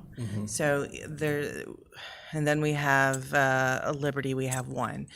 We're actually adding 1, and Freedom has 2, and we're adding another one at Rainbow because we had a person leave, and we found someone moderate to severe, which is the first time ever we've had a moderate to severe teacher. So, yeah, we're looking at 30, 35 teachers, and I'd like to add some more next year.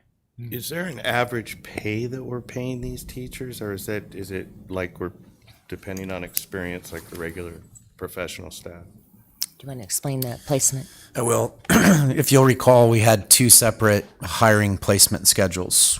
One for certified teachers, non-special education, and that went up to 10 years. The numbers are really the same, with the exception that on this previous one, special education went down to 15. That included instructional coaches as well. Recently, the governing board voted to merge those 2 together as a recruiting mechanism. So on placement, those are all the same. The incentives really, after the base salary, come in the form of 301 monies. They come in the form of the stipends for the endorsements and the certifications that they currently have. So at minimum, those teachers make $3,000 more at minimum, potentially $6,000 if they're teaching a self-contained class. They have the certification, which is the 3. They have the self-contained, which is an additional 3. So at minimum, they have $3,000 more than they're hired at the base. On average, I'll just tell you on average, our teacher's salary is around $58,000 on average. Okay. So if you take that cross section of special educators, we're right around that $58,000 mark. And then that doesn't include the stipends. Correct. So I think to your question, what are we competing against? We're competing against exactly what your idea is, because everybody is kind of on the same thought pattern in terms of how to recruit.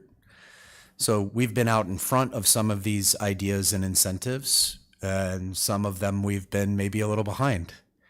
And I think a number that is enticing, I'm not going to say that, but I would say I've heard suggestions from other organizations out there that say, if you're going to teach a self-contained special education class and you have your special education cert, perhaps we bump each of those up to $5,000. I've heard that from other organizations out there that would then make a special education class a little bit more, That's a good number. lucrative. We got 3,000 each now. That's 6,000. I've heard out there to go from 3,000 to 5,000 and give them, addition to 8,000. So question I have real quick, and I know I should know the answer to this, but I don't, is in funding special education that comes from the state, is there performance tied into that as far as success on the IEPs? No. Okay, thank you. So what if what if there's a way to tie in some added healthcare benefits into that? So there is a healthcare benefits item. It was prioritized fairly low just because it was applied and modeled as if it was for all employees in the district. So you can see it's got a pretty expensive price tag. I think what I hear you suggesting is, what if we considered adding family, if you will, or a spouse as an option for insurance? I would say that could be attractive to some, but not necessarily all applicants, because they're not all in the same family need. Yeah, you got to be careful on this too, because actually if you are paying too much, it actually becomes a taxable event. Yeah, you're right. 6 is fine. Yeah, I think we should, just to throw it out there, based on what you said, Mr. Nuttall, I think to be competitive, we raise the stipends another $3,000 in a model, and let's take a look at what that looks like if everybody's on Will you, Danae, will you work to put the the budget prioritization, actually, I would prefer that it be Beth, if we can use your computer back there with them, Beth, and you could help, because what I'd like for you to see is real time. We'll insert an item there. If we're looking at an additional, did you say $3,000? Is that what you all were kind of? I think that's a good An place to additional start. three. Yeah. So if we modeled that at 3 times 32, we're looking at about a $96,000 budget interest, correct? Okay. So I'll work to have her. We'll keep talking, and she's going to catch up with us. Okay. And you'll also be able to see kind of where we are, bottom line for the dollars available, and or anything that you would say you want beyond that. I mean, for me, prioritization, it really was no change necessarily in the prioritization. It was just that one, those two things really, of can we do something? And it sounds like possibly that can be done. Everything else for me, I was fine with. Can I add one? There's just one that's important to me. It was important to me last month. I'd like to take number 19 and move it up under the 3%.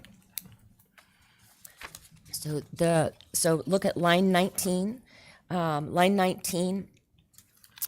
If just a point of reminder, we gave a flat rate to our teachers, and that resulted in about half of the teachers making more than 50%. About half of them received, yes, more than the 6% increase, and then the other half receiving less than the 6%. So what this budget interest does is it would be money that would go to the upper half, those with more longevity, and we were able to model the cost of that. Yeah, and it wasn't very much. That's why I thought it would, personally, in the big scheme of things, it wasn't. So looking at the other budget interest, are the other board members supportive? Mr. Parks, can you say what line number you would place it at? Between what number and what I'd number? like to put it under the 1% and the 2%. I'd like to just put it at the top of the list, Above or below athletic restoration? above athletic. So you would say perhaps between line 2 and 3? Yes. Okay. Is there support I from the have rest a of the board? quick question about that. We did extend out our salary schedule to 15. Did that help this situation at all, line 19 situation? It did not. If I understand your question correctly, we're just talking about what you're speaking of is the placement schedule. So if somebody was placed 5 years ago and we've had a 10% increase and a 4% increase and a 3% and a 2%, those individual people get those individual percent increases along the way. Right. So the placement schedule and the extension of 15. Oh, so they got the increase percentage-wise, but not necessarily on a step. I would say that they could have, but not necessarily all of them, right? So these are the people between 10 years and 15 years of experience who are being honored with that experience and therefore compensation that they weren't going to get. So some of those people that maybe got less than 6% may have also gotten this, but it wouldn't necessarily be all of them because we've got some longevity teachers, say, with 20 years, And it wouldn't equal the 6% anyway, so. I know what you're speaking of. You're speaking of if we hired somebody that had more than 10 years of experience, but less than 15, right? Somewhere in that area, because now the cap is 15. Do we right size those employees? And the answer is yes, we have a plan to right size them. Okay. We know exactly who they are. We know exactly where they would fit on that placement schedule, and we do have a plan to right size them very, very soon. So yes, that was something the board approved that does support our longevity teachers. If I could pause over for a second, we were speaking with Ms. Kay, and she came running to the microphone. Well, I want to kind of address the special ed concerns. I'm not sure whether our special ed teachers, if it's the support they need or the cash. I mean, they want cash, but the compensation. So looking at it, they've requested paraprofessionals, and that might be something that you want to look at in your budget, giving them that extra $3,000 or giving them another body to work and support them when they're servicing students. So that's something you might want to look at. I know that many teachers have requested this year. Is that in our budget? Or in this? Sorry. No, so I was going to say, then I thought of that, and I don't know where you're coming from. And I was actually going to address some of that in the next agenda item on open enrollment. But I know exactly, and God bless them, I know that they say that they don't necessarily want compensation, but I know when they get it, it darn sure helps. And also it helps in recruiting to bring new in. I know nobody likes to hear that nowadays, but we're in a Well, we're getting really competitive. we're Yeah. public education is a bidding war against every other school district in the state. Yep. I'm hoping we don't have to use full-time subs. Right. I really am. I have one request that's nowhere on here. I've thought about this for a long, long time, but I really think, and it honestly did get brought up to me recently watching a football game, but I think we should look at AEDs on our campus. We have teachers who are there at that age. We have the first sign of heart disease is usually, we have them everywhere on every campus. Okay. We have an AED at each campus. Sorry, I did not realize that. Okay. So let me go back to Mr. Parks. He was recommending that. I'm already losing track of it. Say it again, please. Line item 19. Line item 19. His recommendation is to move that between 2 and 3. Want to know if the rest of the board is supportive of that, or you would recommend a different placement? So I'm looking here, and is it the budget interest cost? Is that what we're looking at, or? Yes, the budget interest cost. Okay, because I see a negative number here, and So so what that shows you in the budget column, oh, that okay. shows you at the point at which Got you. we're I no got you. longer balanced. Yep, for sure. Yep, now I see So it. just know that if you elevate something that's below the line, you are going to be pushing out something else that was recommended by the committee, and just be aware of that. Right. Yeah, I can support that, Mr. Parks. Okay. Mr. Todd is nodding his head. Ms. Bixler. Okay, so Beth, if you can support us by moving, help me out again with the line item, 16? 19. 19. If you will move 19 to between line items 2 and 3. Okay? All right, she'll catch up with us. We can keep going. Do we need to also consider some support as well, in addition to the pay increase? Is just the pay increase, or do we need to look at both? More support? I feel like the pay increase is great for a year, and the workload is still cumbersome and tough. And I know money is nice. Green is most people's favorite color, but every single survey you read says pay increases last for a very short time, and it's the other issues. So do we need to look at more support as well there? So this budget already does include an additional 4 teachers.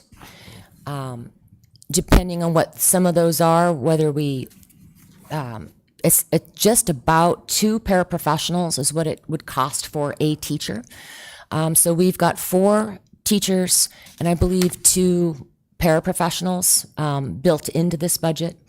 So just know that, I don't know, probably right around $34,000 a piece for each paraprofessional. If we were to add those in some equitable fashion, across the district, and depending on the hours, how long they're working, if they're full-time, they're with benefits, we probably are looking at around $34,000 per person. And so each classroom, if we've got 32 teachers on our classrooms, if we were to add 32 paraprofessionals, I don't think we've got the budget to support that. Right. I think you're looking at line item 14, if I'm not mistaken, where it says at the very last column. Turn your microphone on. Sorry. I Yes. believe you're speaking about line item number 14 at the very last column. It has some all in caps letters there talking about special education staff. So this was a budget interest that came from Heather, and when we shared with her that the budget that we took into consideration from the get-go, the need to add 4 additional teachers, she says that satisfied what it is, and so we didn't want to double hit the budget since it was already included in the overall new staffing to be added. We zeroed this out here for line 14. Okay. And this specifically, this line item's for Estrella, not for the district. It was she came from Estrella, but really it was Okay. it was intended to be an all district support.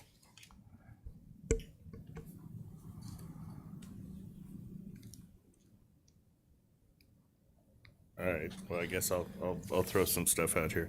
One of the key things that I think is really critically important is bringing all the reading and writing comprehension resources throughout the school district, whatever we can do, whatever support groups we can have. I think that has to be our number one priority, really, with especially bringing the phonics and the whole program in. I'd like to move number 911 up into under, I guess, the last What number? 9 and 11. 9 and 11, okay. 'Cause 9's more for the support, and I like 11 because it's actually helping the gifted EL side. Okay, so to clarify what these budget interests are, the 2 orange ones, those are paired together intentionally just to draw your attention to that as a budget interest of the committee. The concept was we want to have a career pathway for our teachers. And we're more likely to keep people in the profession if they see a way that they're not just going to be in the classroom for 30 years. But we don't necessarily want them necessarily all to go in administration, but we want them to have abilities to essentially move up with increased responsibility, increased influence, but still from, essentially a teaching role. So we currently have reading interventionists. We currently have instructional coaches. They currently are paid at the same base as every other teacher, but they have an expectation of significant more credentials, education, expertise, because these people should be the top of their game. So the budget committee was supportive of this. Additionally, they cut it down from a 5% increase for reading interventionists and a 10% increase for instructional coaches. They cut that back to 4%, 8%. And the reason why is they were trying really hard to fit the things that they cared about the most above the line. So that's why they made a reduction there. So those what those are. And then the gifted EL and reading endorsements. Our teachers pay money for additional coursework. They get this endorsement on their certification. And right now, really kind of as a budget savings, at one time we shifted to say, if you are actually teaching English language learner kids in your classroom, you'll get the endorsement. It is a monitoring nightmare for administration, and we feel like it, truthfully, if they've gotten this extra coursework and endorsement, they're bringing a value add to whoever they're working with. They've paid for it themselves out of their And own they pocket. did. So kind of our, the committee's recommendation is just pay people regardless for those things. And then I just would also point out one more related to stipends, so you could see that one. Team, help me with the number, the increase in the endorsements. That is line 18. So, our teachers report back over time what the time investment of taking on some of these lead roles are. And these people are already getting a stipend of $800, but the interest is to increase that to approximately $1,100 to be a significant increase, just to compensate them in a more fair way of the work that they're doing. And I think all of those examples I just gave was yet another way the committee was prioritizing putting dollars in the pockets of teachers to do the hard work, but honoring and rewarding those who are taking on some additional leadership and work with their peers, but they're still in the seat of a classroom teacher. This is key to retention. I mean, it's a big retention issue. And if we have teachers going out and getting their own certificates, their own training, I think we have an obligation to take care of them. Otherwise, we may lose them. So. And I I'll like say on the- these line items, 9 and 10 here, where we got 4% increase, 8% increase, those are on top of the overall 3% increase. Correct. So that's even more there. So I hope the community sees that. In all likelihood, you'll get to see a new salary schedule. Just saying. Well, I think one of the keys here, for at least my interest, is I would like to be highly competitive so we don't have to, moving forward, we're not having these conversations again next year. I'd really like to be able to say we have a full house, so to speak, and we have good tenured teachers in our staff, and I think that's critical to the education in the district. So. And I'll just mention one other thing. This administration, along with the support of the governing board, 4 years ago, there were no pipelines for our teachers through leadership opportunities to get to administration.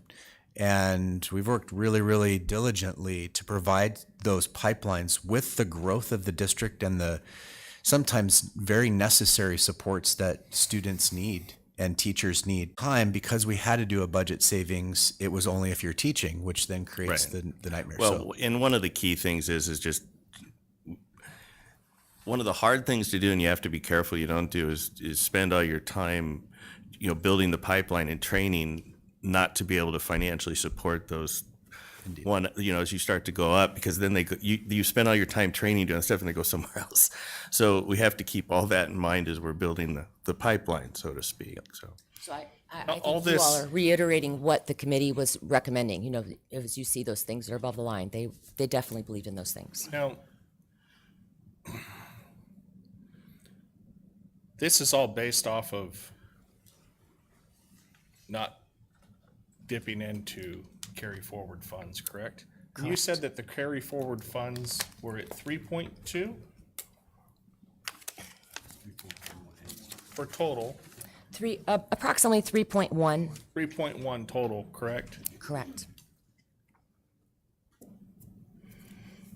And previously, I know that the board has expressed interest in to go ahead and dipping into those as an investment within the district, anticipating the continued growth, and we've heard that plenty by all of our vendor professionals, that they talk about the growth that's coming in the district to have the growth that we're just coming off of. I just wonder, would that be an option, Dr. Schuff, to dip into those reserves? It Say would, half- with the caution that knowing in the next couple 50,000. years we may need to. So I would keep it at a smaller amount, at least less than 500. Maybe at the 350, 400, just because of what is coming up in the next 2 years after that. So I would be looking at not more than $1 million over the next 3 years. Of carry forward? Yep. Correct. Okay. So that would just be a consideration there, and also recognizing that anything we go over in this year, we have to have enough for that same amount for the next 2 years. Correct. Now, it's possible that, with a new school and development for that and, acquiring the land, et cetera, that may not move as quickly as this next year, but I wanted you to see where that hits. Okay.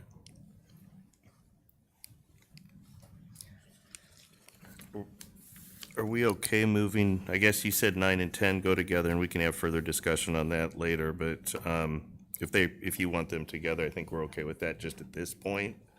9, 10, and 11, moving them up as a priority. All right, so let's look and see what, Just at the bottom, or the bottom of the top of the list. So you're suggesting just above the line? Just above the line. Okay. which they already are, but we also just spent approximately $96,000 that we have maybe moved some things down. So I would say the things that are in here, you can clearly see the things that are associated with compensation and what we can do to make it attractive to recruit, retain. Those are big priorities of the committee. Fairness issues. And some of the growth there, the need with in business services, we think there's a better way to do that using some indirect costs, so we were able to zero that out. Right. Well, actually, as I'm looking at this now, because let's see, what page am I on? I'm on page 3 already. And it looks like we've moved some of those out. So actually, the priority list is probably okay, 7 through 11. Okay. Is that right? I mean, because we moved out a lot of page 2's pretty much gone. Can you change the view, Beth, and then just scroll on the screen so we can see kind of where the new bottom line is? And again, last year we were surprised by additional revenues that came forward from the state. And so we were able to do a bit more or do some things sooner, because another way we save is perhaps by not implementing something by July 1. We've in the past, we have been conservative and implemented something, say, October 1, if it was something we were able to hire at a later date. So if you can increase the view size. So where are we at as far as the list? She's trying to catch up with us here. Survey says.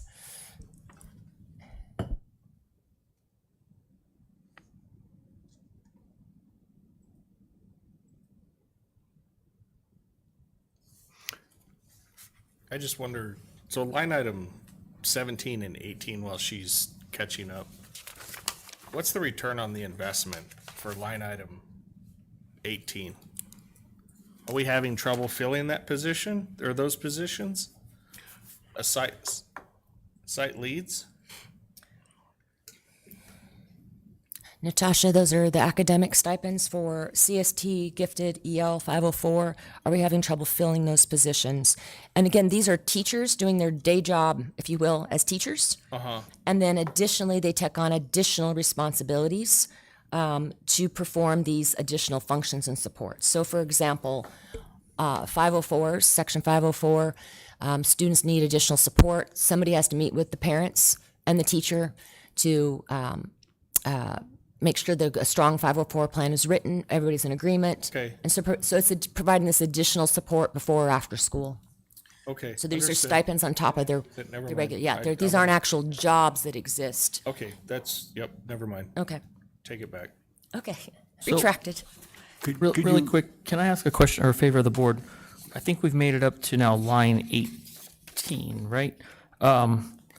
Can we just go 1 through 18 and see if there's anything on this list that you feel needs to be deprioritized and brought perhaps below the line as well before we go farther? I'd like a clarification on line 4. Says delete not needed.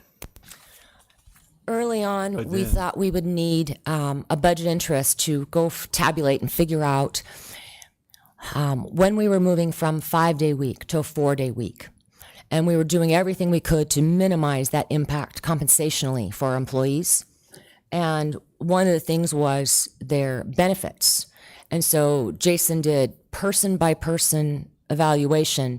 And we thought that early on, we thought we would need a budget interest link saying, all right, we give benefits when somebody hits 30 hours. What would be that budget interest if we reduce that down to 27 hours? Because it's not just the employees. It really would impact all employees, not just transportation, food services, who we were trying to pay particular attention to. So as he studied that, that no longer became needed in order to maintain. So the same people are getting benefits before are the same people that are going to be getting benefits now. We don't need to lower that threshold for where we're offering benefits. So really, it's just no longer needed. Okay, so that really isn't an item No. for our We consideration. left all of the conversation and all the ideas on the table so you could see everything considered. But where it's gone, changed to a zero impact, or it's kind of in this case, a deletion, really it's no longer Okay. I think they left it here in the priority order because should this become something of as a cost, this is where they thought it was important to make sure employees were not harmed by changes to their benefits. As long as we're. Yeah, and- that's and kind of the I'm interested philosophical as long belief. as- Correct. If somebody's being harmed, I think we need to take a look, but you're saying no one's getting harmed, so, yeah. So is there anything in 1 through 18 that we feel should be a lower priority?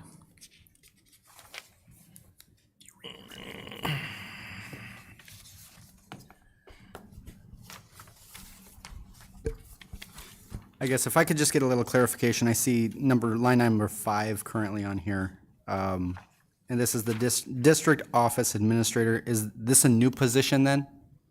This is a new position. So there were actually 2 positions that were put forward, and then this is kind of a way to combine that to reduce the impact on budget. And, frankly, we can't increase by that many positions. When we looked at, we have a significant need with special education, and the supports to our schools, our teachers, our students with special education. And so one way of doing that is to add a new special education position. And we chose to model this in a different way, where we would be freeing up some of the responsibilities of the executive director, which is Kay, just so that she is solely focused on special education and reduce some of those other student services responsibilities that she has, in addition to coupling those with the discipline supports in the operational side. So putting those 2 pieces together, because they're all related to student services, does provide additional growth support to the district. So I would say that we are, always want to be conservative with our administrative expenses, and I think you'll see with the program categories in the other document, it shows a reduction overall in our administrative costs of what the expected budget would typically go to help support the growth of the district administratively. So this really is the key one that was prioritized the highest. Okay, so To make sure we I apologize. make that one into the budget. If I understand it correctly, then it's dealing with special ed and the disciplinary action. That's the impact of it. Okay. So all the other ancillary responsibilities of counselors, 504s, foster care, McKinney-Vento, thanks for rattling them off. So she's responsible for all of those things, all of those grant programs, all of that support. That is coupled in with the discipline pieces. Okay. We know that's a huge issue right now in our district, right? Is discipline and morale issues with our So that would teacher then and staff. provide greater support for what is our response with kids that are struggling, and our teachers who are therefore struggling with these children in their classrooms. Yes, thank you. I have a quick question then on number 5. I think it's an important position, but one of the things that we have to be careful here,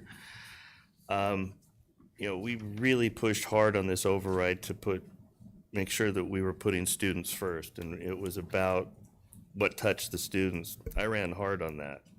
I think this is important, but I think this needs to get moved down to make sure we're getting the student support first. Again, I think it's important. But I'd like to see this just at least move down a little bit. Let's get the other primary pieces that are classroom support, things that touch the kids. If there's something else left here, we'll be happy to take care of this. The board will, prioritize as you think. I will tell you though that out of the largest, out of all of these things, we are meeting what we promised our voters with override and increased classrooms. So that's why you're seeing 67%, 68% of the increase in dollars all going there. And with the addition of another $92,000, $96,000, that's still going to go up even again significantly. I would have to advocate for the growth of the district, for example, with the transportation, growth for transportation, growth in some capacity with administratively. We have to keep up with that, or the frustration level. Part of the reason why this was selected was because this is the frustration our staff feel that also contributes to retention. If they don't get the support they need and the response time that they need, that's a retention issue as well. So I stand to what the board would recommend.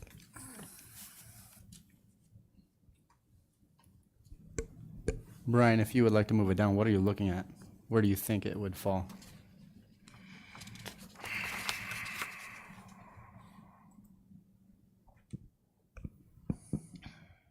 I think it'd be okay to move it down to like 15 or 16. Beth, can you support us by looking at 50? Now I know we're starting now to move these. Some of these things are out of order. So will you maybe show where we're at with budget capacity, which it looks like we finished with budget capacity after the transportation growth. And anything beyond that, with the addition of the almost $100,000, some of these other things, there would no longer be budget capacity for those things. Is the budget column correct up there? Because down here, we go all the way to 19 or 18 before we run out. So we've now reordered those and we've inserted them, and so now it's subtracting the amount for each budget interest, and that's showing you now where your new demarking line is in a budget available. As soon as they make a change there, this becomes. Right. As well as the addition of the 96,000 for the increase in special education stipends. That was not on there. Thank you. Yeah, and we still have some reserves we can play with. I just want to get the order down to I mean, look, you can all disagree, but I really want to focus on in-classroom children, even if, I even include transportation in that a little bit, but I think that's got to be our priorities right now. And I'd love to fit this in. I think we can. I would agree with Mr. Parks, and I think that doing this, spending the time getting this right so that, like you said, we don't have to come back next year and this be the excuse, we never paid enough, where the community, our parents, our teachers, they can all see the improvement, what we all want to see, right, in the scores of our children. And so that this can't be the argument. And so I really want to support the kids as much as possible. So. We also potentially, I think we would gain our money for special ed stipends increasing with this. It's almost a trade-off, is it not? If you didn't do this position, You didn't do this position, it's almost a trade-off, I think. Yes. Okay. And at this time, I believe I'm hearing from the board, we agree special education is a much higher priority. I would say this position is equally special education, and I would have concerns about the longevity of the staff we have staying without additional support on that side. I think they go together. And that is the concern that I also share, is that we can say that administration is a bad word, but really, in my opinion, what it comes down to is that's a false narrative. We have to have individuals who run the ship, if you will. And not only are our teachers overworked, but also administration is overworked too. And sometimes I think administration gets overlooked because maybe they get paid more. So we just automatically assume that, well, they get paid more, so they deserve more responsibility. But I don't think we actually truly appreciate the responsibility that we're putting on one administrator. And I do worry that if we have an administrator who decides not to stay with us, then what does that look like? What happens there? Because that right there implodes a tremendous amount of responsibility of supervising possibly 6, 7, 8 departments, if you will. So how do we replace that? I think that it is a priority. I think that everything up to line 18, even though we've moved some things, I guess it would be, I can't see that. 8. Where we're at. Where do we run out at? Line 8 up there. Oh. I think that we seriously need to consider dipping into reserves. So the sheets that you have That would, because of the prioritization of some things higher, I would say that you're looking at 1 through 19 as consideration to find a way to fund, is what I think I hear you saying. Mr. Parks, I also heard you saying you'd really like to see how that prioritization of that position go up higher. So I don't know that we've resolved that part of the conversation for consensus of the board of, do we want to move the prioritization of number 5 lower, or do we want to prioritize going into reserve to be able to fund some of these things? Another option is, and maybe an adjustment to that stipend amount. Maybe not full 3,000 where it's costing around $100,000. Certainly, 2.5 instead of 3 or something like that. That also can allow you to accomplish both. Dipping into reserves accomplishes both. I have a question about that position number 5, for line number 5. The position itself, student services, is that essentially everything but special ed? Yes, it'd be everything but special ed that's supervised by Ms. Hemrick, with the addition of all the supports for discipline and the issues regarding discipline. I know from my experience that it's never been successful in my experience where the special ed director also did other student services activities. There just isn't enough time. And so you end up not having something fully covered, and we can't afford not to have our special ed fully covered. So I'm not sure I'm in favor of lowering that priority. I think that we need to free up our special ed director to make sure that we're delivering the services that we promised, and then have another person handle the other. I mean, we've heard on the board already that discipline is a huge concern. What we're doing now ain't working. Well, are we piling on what isn't working on what isn't working? I mean, we're just piling more work on people. I mean, it's not working right now. That's what we're doing. I'm not saying none of these things aren't valued. What I'm saying is I think everybody has their priorities, but I think that we need to look at dipping into reserves to make sure that we invest in the district. Mr. Nettles got a comment. Board members, just one thing to consider. So I don't know that we know whether or not our discipline approaches and extra supports are truly working. I'll give you an example. So we've hired a behavior interventionist to oversee some of the high needs students across the district. In addition to that, the governing board, thankful for it, that they supported behavior support specialists on each of the campuses. Okay, well, that's 8 new employees that are supporting student discipline currently under the umbrella of the special education director, executive director of special services, who also oversees the guidance counseling program, McKinney-Vento, 504 CST.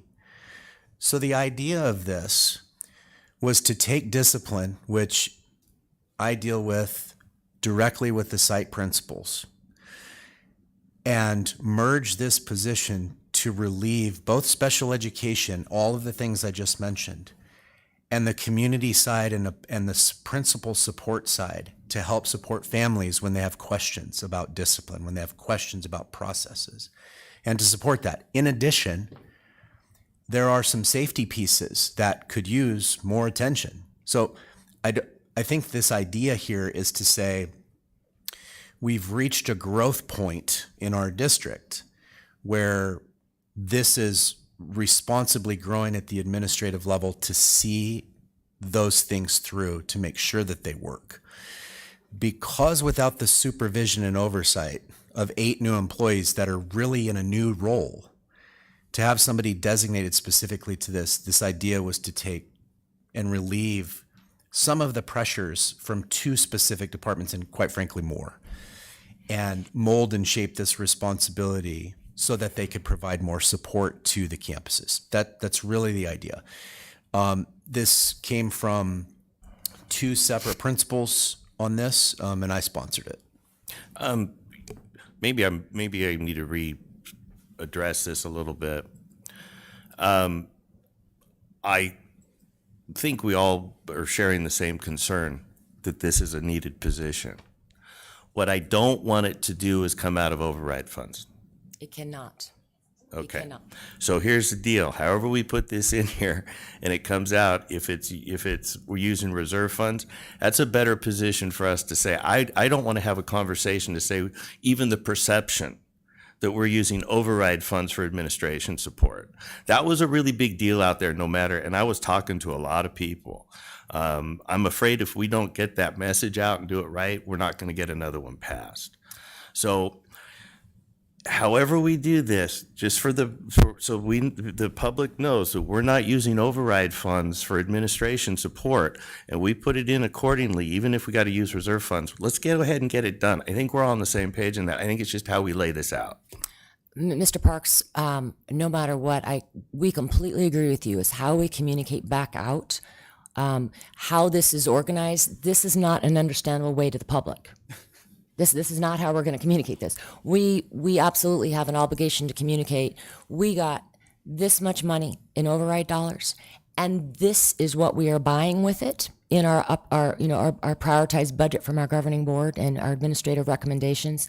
So we can show that we have expended the dollars in override for the purposes for which the override was expected. So I think you're absolutely right. We have to be able to demonstrate to the public what are we intending to do, and then next year we always have those meetings where we come back and say, and here's what we actually did with it. So I think that's a communication opportunity for sure. Beth, can you show through line 19 what is, I'll call it the deficit, and see how reasonable or unreasonable that is. Through 19, I think I want to say. Well, what would have been 19 in the past? So 8 is 18 the last thing now? 18 was the last thing on the initial one, and so there's line 18 now. Okay. And then can you show what's next? Because let's see if that was, so that really is the demarcation. So we're really still right around $100,000. So the investment is $103,000. Perhaps, and also perhaps less if we get more investment, more dollars, or if we get more enrollment. Not the deficit, the investment. Investment, I like your language. Yeah. So we're also watching closely our enrollment. Right. So what typically happens for us enrollment-wise is we start out at a number and we dip down in December, and then we kind of grow steadily in the spring, which doesn't really help us for the growth in ADM and dollars that we get. This year, we've actually seen steady growth even through the fall. I'm not yet prepared to say. I think we're going to end up ahead on enrollment, which would give us more opportunity here of doing less into reserve if we were to do anything extra. But I'd say we are perhaps on track for that opportunity to go forward. So right now we're looking at going through on this chart through line 18, approving through. Correct. The demarcation between 19, line 18 and 18. 20 so far, yes. All right, I can get on board with that. Thank you. So to share with you before you're ready to start moving forward with a motion and such, I would tell you that, so what will happen, as I said before, is we'll start to bring back some of those things. So I would say, cautiously, as we always have, anything that's an administrative position, we hold off a little bit later than some of the other things. So you might not see that one right away. We don't want to wait too long because it has a trickle-down effect. Sometimes, particularly if you're hiring from within, we don't want to put that trickle-down effect to say, oh, now finally the vacancy in the teachers is showing up, and that's showing up in July or August. We don't want that to happen. But just know that we'll be responsibly watching what our anticipated revenues are, our projected enrollment, any changes to our fixed costs that might give us opportunities or perhaps challenges. So wherever you are drawing this line now, I think, you really would be saying these budget interests, you are supportive of prioritizing, and then up to, you would have to tell us a dollar amount to approve these prioritized interests and a dollar amount up to that amount that you would be comfortable funding out of reserve, and how you would make a motion. When is the last time that we went into our reserves? I think last year we did a little bit. It wasn't by much. If we did, year before. Tasha's saying the year before. So it was the year before. Okay. Yeah, slightly. It went from like 2.9 million to 3.1 from last year. Correct.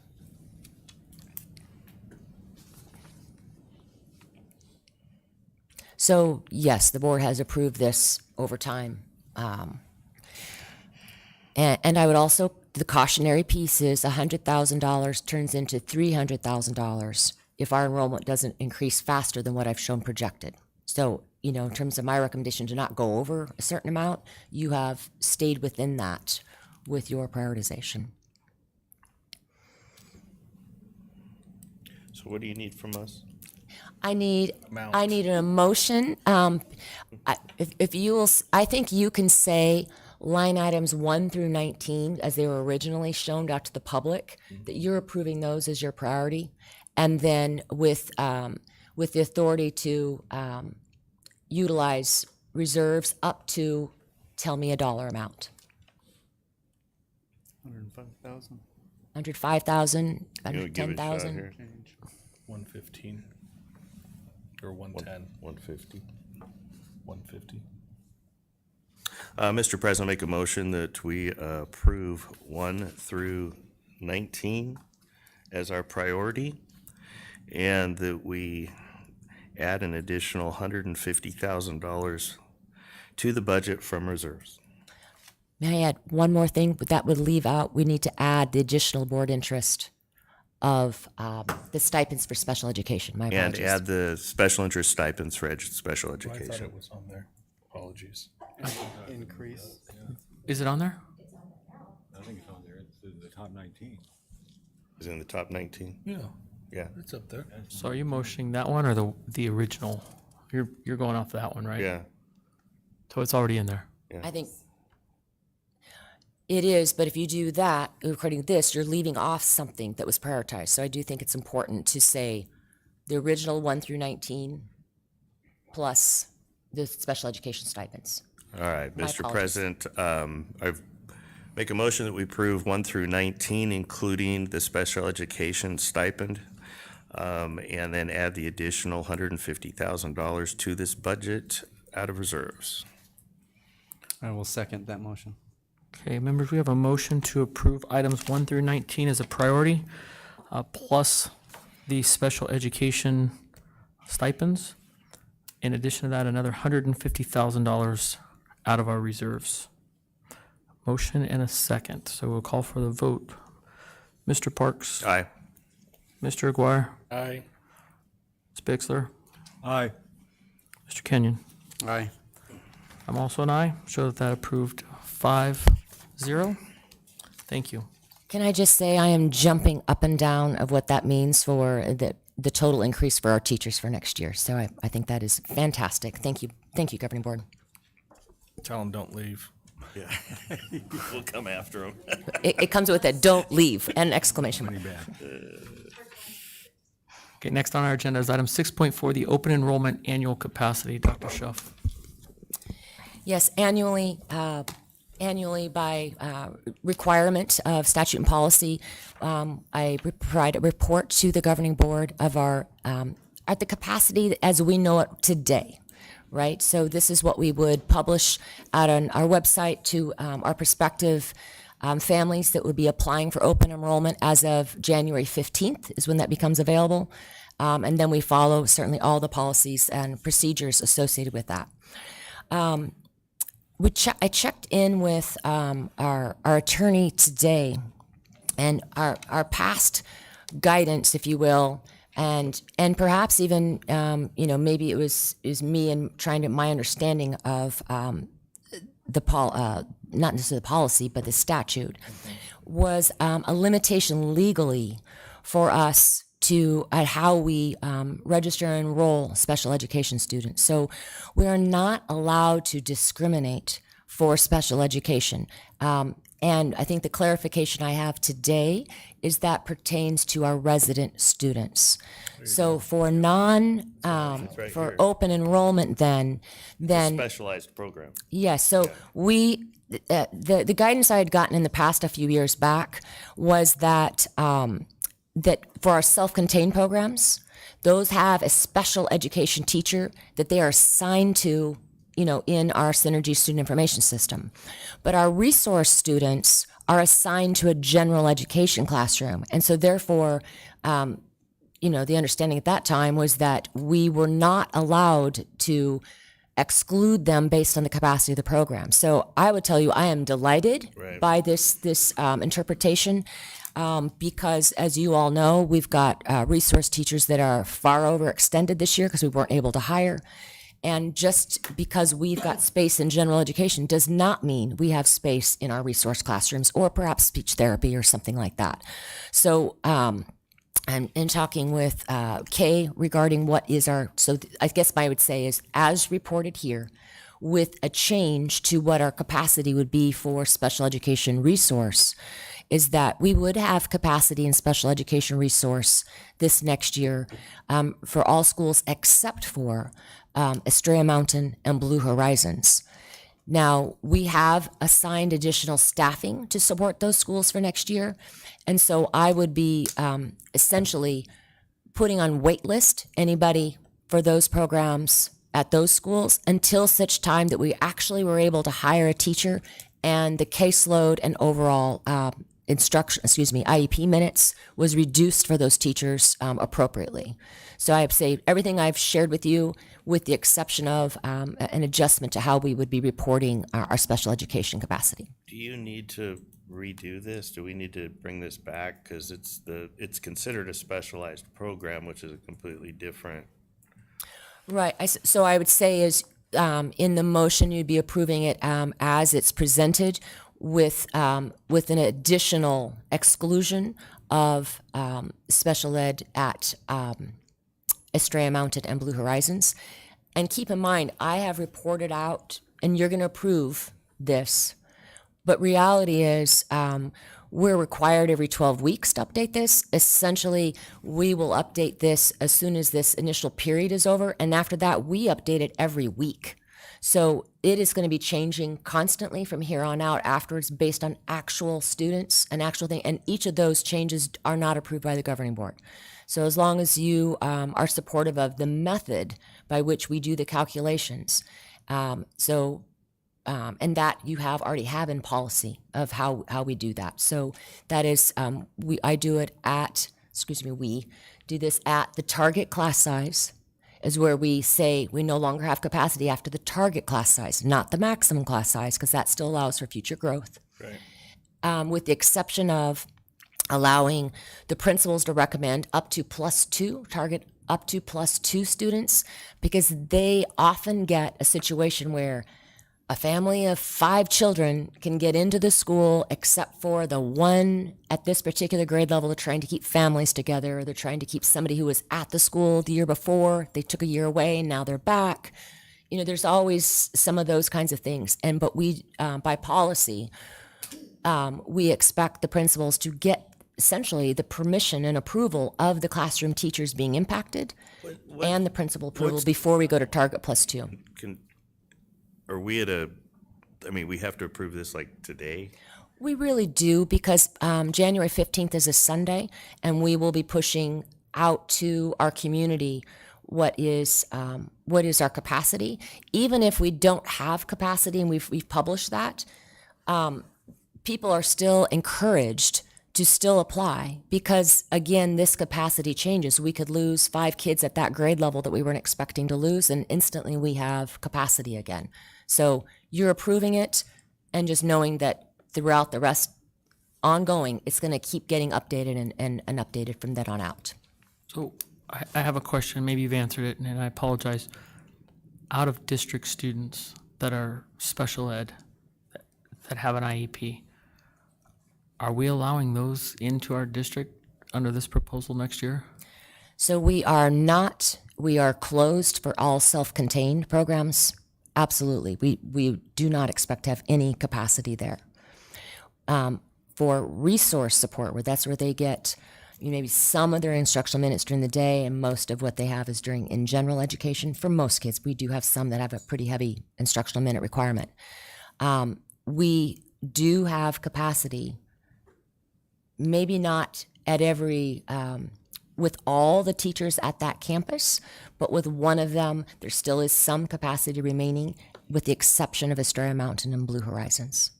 And that could easily change. That could close out and we wouldn't have any capacity, and we would be turning people away if we no longer have that capacity. So I'm confused. So is our special ed capacity closed?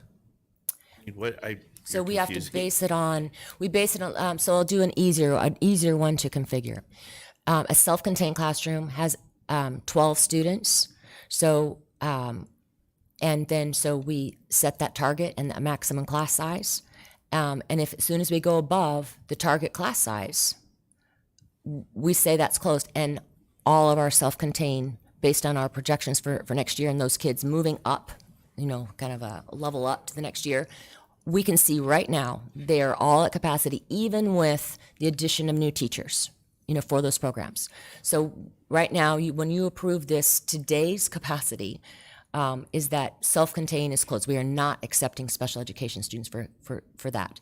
For resource, right now, today, it's closed for 2 of the 7 schools, but not all 7. So my concern right now is we're having a hard time making the minutes of what we had. Just a meeting or 2 ago, we talked about we're behind.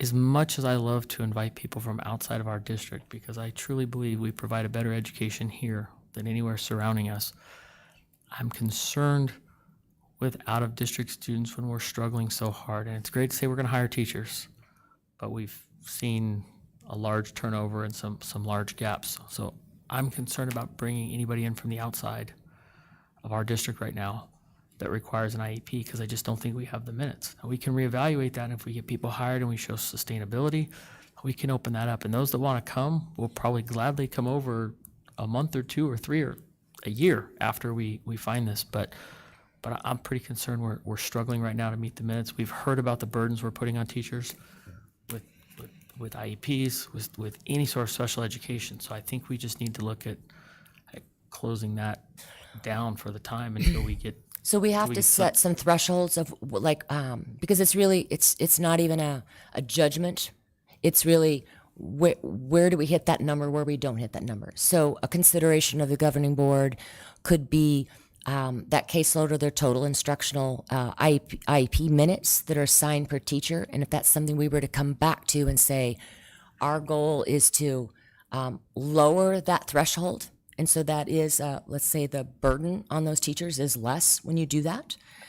It causes the district to have to hire more teachers if you lower that target maximum. And when you do that, that's what now you're saying is what your capacity is. You have something to base. I have to evidence to a prospective family why I just didn't arbitrarily say we don't want special education students, because we know those comes with increased costs and increased workload. We have to say, based on what is our capacity, with our capacity that's been set, do we have space or not have space? And then I'm in a factual way of engaging fairly. But we with have to do that for out of district? So our statute-wise, we are required to take open enrollment students. There are essentially 4 categories of open enrollment students. Those who come that are within our district that want to, that are already attending our schools, top priority. Those who, in other words, they want to go from Estrella to Westar, top priority to accept those people. So they get prioritized in the first grouping as the highest prioritization. The next prioritization down is those kids who reside in our school district and are not currently attending And then, there's the consideration of whether they have siblings already attending that would place them in one of those two buckets. The third category down are out-of-district students who are currently attending, because we essentially treat them like our own once we have them. And then the final category, who gets the least consideration. So anybody's in bucket A, we're going to fill all of our available spaces with them first, and then so forth. So the final bucket are those that are out of district and aren't currently attending our schools. And then we still are making the consideration, if there was space left from all those other people, is there any space left for you? Then we're also considering, is there program space? And then that might still be a further reason why they would not be approved. I don't feel like we have the program space. Our teachers are barely keeping up with the minutes now. I'm not arguing And with I'm you, not yeah, a fan of yeah. saying, sorry, we missed the hour, so you can come back for the summer. Because personally, I think Me that is neither. 100% unethical. Sorry, child, student, we didn't serve you right, so you give up some of your summer break. I would love to do that if we did like a 1 day to a 6 month plan for the district, where every student has to come 1 extra day. Admin gets 6 months of no sick time, vacation time. Until then, that's how against it I am. I don't want to see any student ever have to come back because we didn't meet our needs. So do we need to adjust our capacity? Correct. And lower that to keep students to help reduce the out of district? I think that's help us to figure out how we're not going to take any more till we get our special ed under control. So I think that's the goal. What I think the goal is we, to put it blunt, we want to take care of our in-school or our in-district kids first, Resident pupils. first and foremost. Yeah. And then for the option 3 and 4 kids, we're okay, but we want to make sure that those 3 and 4 option 3s and 4s are not to the detriment of our Everybody else. resident students, because the reality is right now, and this is something that we didn't know and we heard, that's what's happening right now. Because I do agree with Mr. Todd that I don't think students should have to go to school during the summer because we didn't fulfill our obligations. Now, what do we need to give you to meet what we're talking about? What does that threshold need to be? That's what we're asking. I would suggest then that we determine that there is no special ed capacity for, I think you may have to say, for open enrollment students that are new, that aren't already with us, because right now we have staffed for those that are already with us. We kind of treat them like our own. And new statute around open enrollment kind of has that expectation. So if you were to say, we expect to be, we know it can change, we expect to be closed to open enrollment. What then I would suggest is, so January 15th, it opens up, that's what we communicate.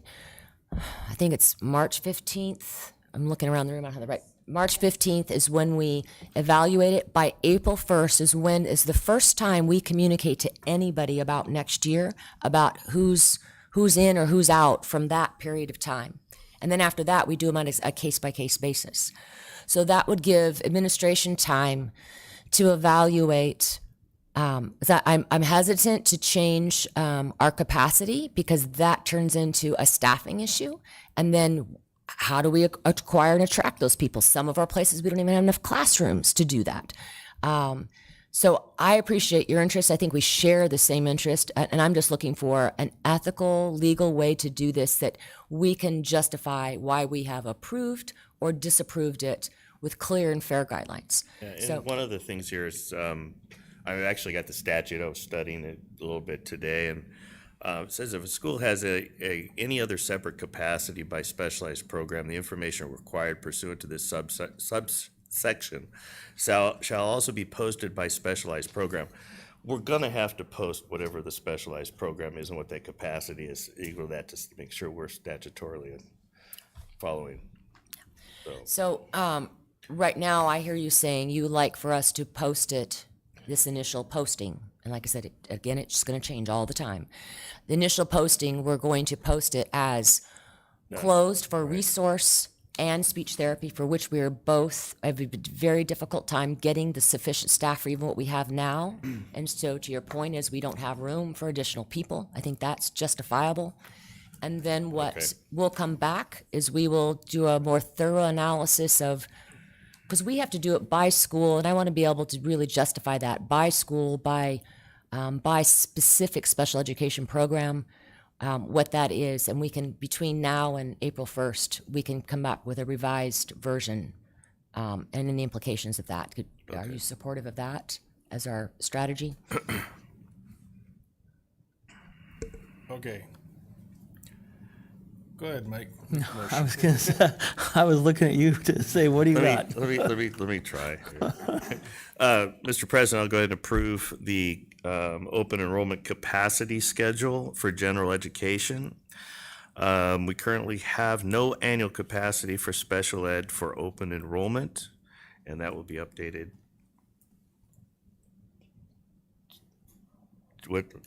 March 15th. Second. Have a first and a second. Just for clarification, can you read the motion back so we make sure we have that right? Okay. Highly confusing. Let's restate the motion so she can get this one 100% correct. Okay. I'll make a motion that we approve the open enrollment capacity schedule for general education. And we are not accepting and currently have no annual capacity for special ed. For new students, not necessarily continuing students, correct? For new out-of-district students. Right. Second. Okay. Okay, just a minute, sorry to add.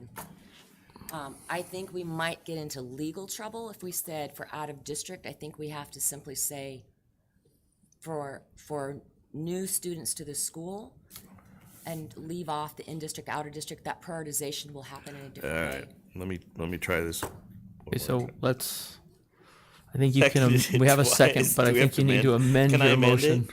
So it needs to go through. Or we and can, shoot it down. we can vote it and kill it and Okay, start we again. kill it, So start let's over. just call the vote. Mr. Parks, how do you vote? Nay. Mr. Aguirre? Nay. Ms. Bixler? Nay. Mr. Kenyon? Nay. I'll be a nay as well. Show that failed 5-0. Mr. Parks, let's Should we do third time's a charm? let's clean this up. And before we jump to a second, let's make sure we got it really clear. Mr. President, we approve the open enrollment capacity schedule for school year 2024. We have no annual capacity for special ed for new students. Okay, I just want to have Athenia read it back so we make sure we're getting the second right. Approve open enrollment capacity for school year 2024, no annual capacity for special education new students. Does that have to specify resource? I think that could be all-inclusive right now, so I think that's okay. Do you think, as long as you all think it's clear that you were approving what was approved for general education in how that first was written, if you think that's inclusive of that, we're good to go. Good. Yeah. Second. Ooh, okay. We have a motion, we have a second. It has been read back by our secretary of the board. I will now call for the vote. Mr. Parks? Aye. Mr. Aguirre? Aye. Ms. Bixler? Aye. Mr. Kenyon? Aye. I'm also an aye. Show that approved 5-0. Thank you, members.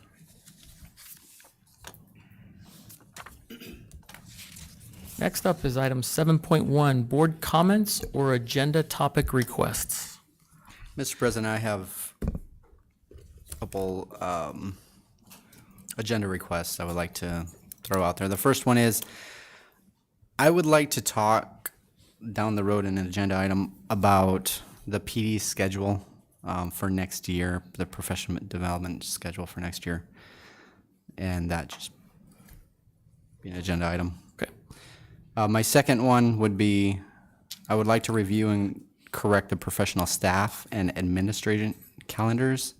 I believe there's a discrepancy listed in number of work days versus what's on the calendar days. Okay. So I just want to look at that and make sure we got that right.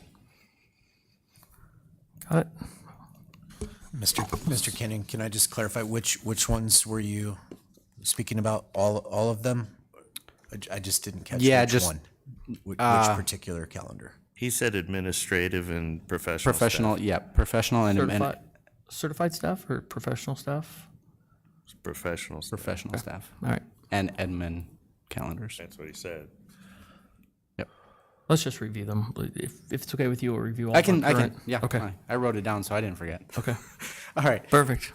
So yeah, I would like to review and correct the professional staff and admin calendars, just because I believe there may be a discrepancy there, and I just want to make sure if there is, we catch it before it goes.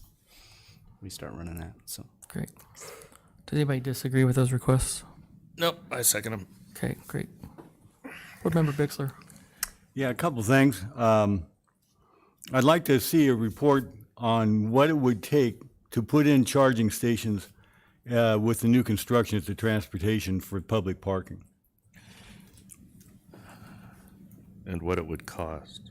That's what I mean. Well, I mean, Yeah. because what are we going to charge people to use it? If you can just Probably limit it not. just Yeah, to the let's agenda limit it to the item. agenda item. I want to be careful. Okay, I suppose we could, but I don't think you do that. Yeah. so if we did a discussion Yeah. and a report out on options for charging stations Right. at our facilities. With Okay. the new construction at the transportation. Okay. And the second thing is, I would like to know from our new communications director how we can optimize getting our messages out through social media. She seems to have a real expertise there, and I'd like to know what she thinks we can do to improve our messaging through social media. Support that. Great. Maybe we can give her just a little time to get her feet wet before we have that. I up. was thinking the next meeting, no, yeah, when Special meeting you tomorrow, get, you when say? you get your Okay. feet, when you're settled in. Okay, great. Mr. Guire, Nothing. Board Member Parks. Do I need to read all these off? I sent a copy over to Dr. Schuff. I'll just read them off. I request a special meeting for discipline. I'd like to go ahead and discuss and update our district mission statements and belief statements. Discuss policy regarding keeping credentialed teachers in the classroom. I'd like to request for a board-appointed committee for math curriculum. Discuss add policy IEP referral evaluation. Discuss possibly add policy for transparency for informing parents of classroom teacher changes, and a discussion on signature programs.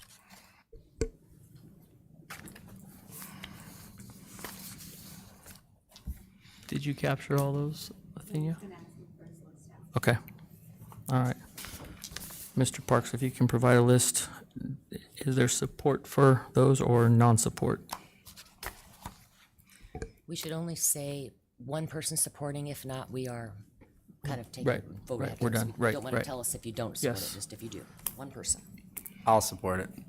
Great. The only thing I had was I'd like to talk about our signature programs. And then I would just like to also request that we, to the board, if you can make all the job descriptions available. I looked on the drive and I don't think I'm sure they're there. We don't have access. But if we could see the job descriptions. And then also if we could get a very detailed org chart all the way down, top to bottom, where everybody's at. So just an updated one here now. We've got some new names, maybe some new positions. We got some discipline folks involved. So let's keep that updated. Maybe we can just keep that on the drive and keep it a running, living document where we can grab it.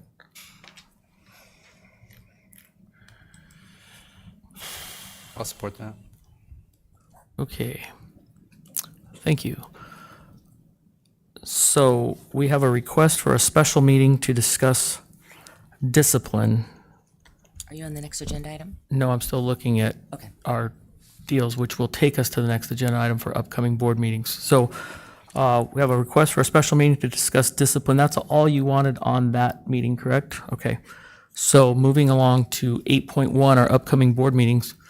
We currently have a meeting for January 30th, which is regular board meeting, February 13th and 27th, March 13th, which we need to talk about, that's during spring break, and March 27th. So, Mr. Parks, when are you proposing for for the special meeting? Can we do this on the 16th? When is that? Of what month? This month? It's next Monday. Monday? Perfect. It'll be able to. Oh, Lord. How about the You know, I 17th? never get these these holidays. The 17th? That would be Tuesday. That works for me. I can do that. So may I ask, for that agenda item, if it's simply a discussion among the board about that topic, we can easily be prepared for a meeting on the 17th, because obviously we're backing it up at least 2 business days prior for the agenda and any documents supportive of that. Is it discussion or are you proposing action? Both. Members of the governing board, just so you're aware, on Tuesday the 17th, there's a math adoption committee scheduled already. Okay. Just so you're aware of It's the next that's Monday. conflict. Is the next 16th, and then it'd be the 23rd. 23rd. How are we doing on that day? Holiday for you? You're okay? No holidays, we're good. Does it work for the rest of the board members? What day? 23rd. Monday, January 23rd.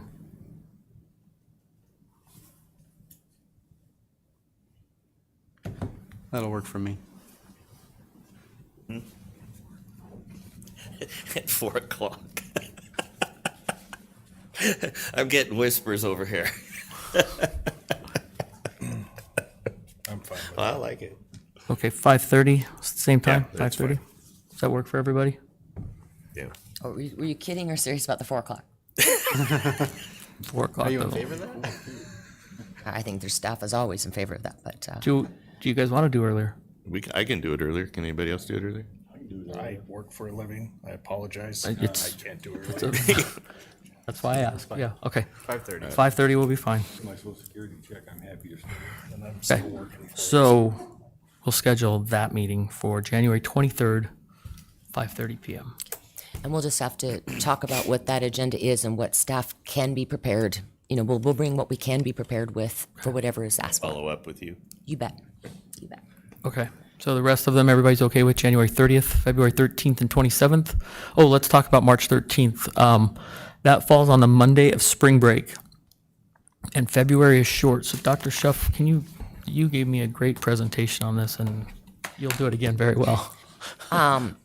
So the downside of having it where it is it's during spring break. And so then I would, you know, obviously I'm looking back at our technology team. Do we have the people that will be here to lead it forward? Cabinet team administratively, you know, I think we can support that for you if you want to keep it on the 13th, but I would, you know, just that's a consideration. And for all of you, you may be taking vacations during spring break. So the downside of moving it is it's squarely 13th, 27th. So if we do this and it pushes us to doing it 1 week after the next, or then we have a larger gap for anything we would need for hiring. So, Mr. Nuttall, would you be recommending that we keep it on spring break to keep that timing for HR hires during that strategic time of the year? Yes, I would recommend that we keep it on the 13th. Can I ask So if I have administration who's not, who's going to be on vacation, I'll just make sure that we don't schedule any administrative reports or topics for which they will not be there at that time. And then so that really just leaves our tech team. Okay, we got at least one that can run the show. So from our standpoint, we can keep it on spring break, but we wanted to hear your consideration for. Where I'm okay with it. Okay, so we'll continue with Is everybody good? okay with it? Mr. Guar? Yep. Okay. Athenia? You're good? Okay. Everybody's good. We'll keep it. I get double time. Okay. All right. So our meetings are set. We will have that extra meeting, special meeting as requested. Next item on the agenda is our personal favorite, 9.1, adjournment of the meeting. Mr. President, I move we adjourn the meeting. Second. You scared me there. That was a little delayed. We have motion and a second. All those in favor, please say aye. Aye. Aye. Aye. Motion is passed. Meeting is adjourned.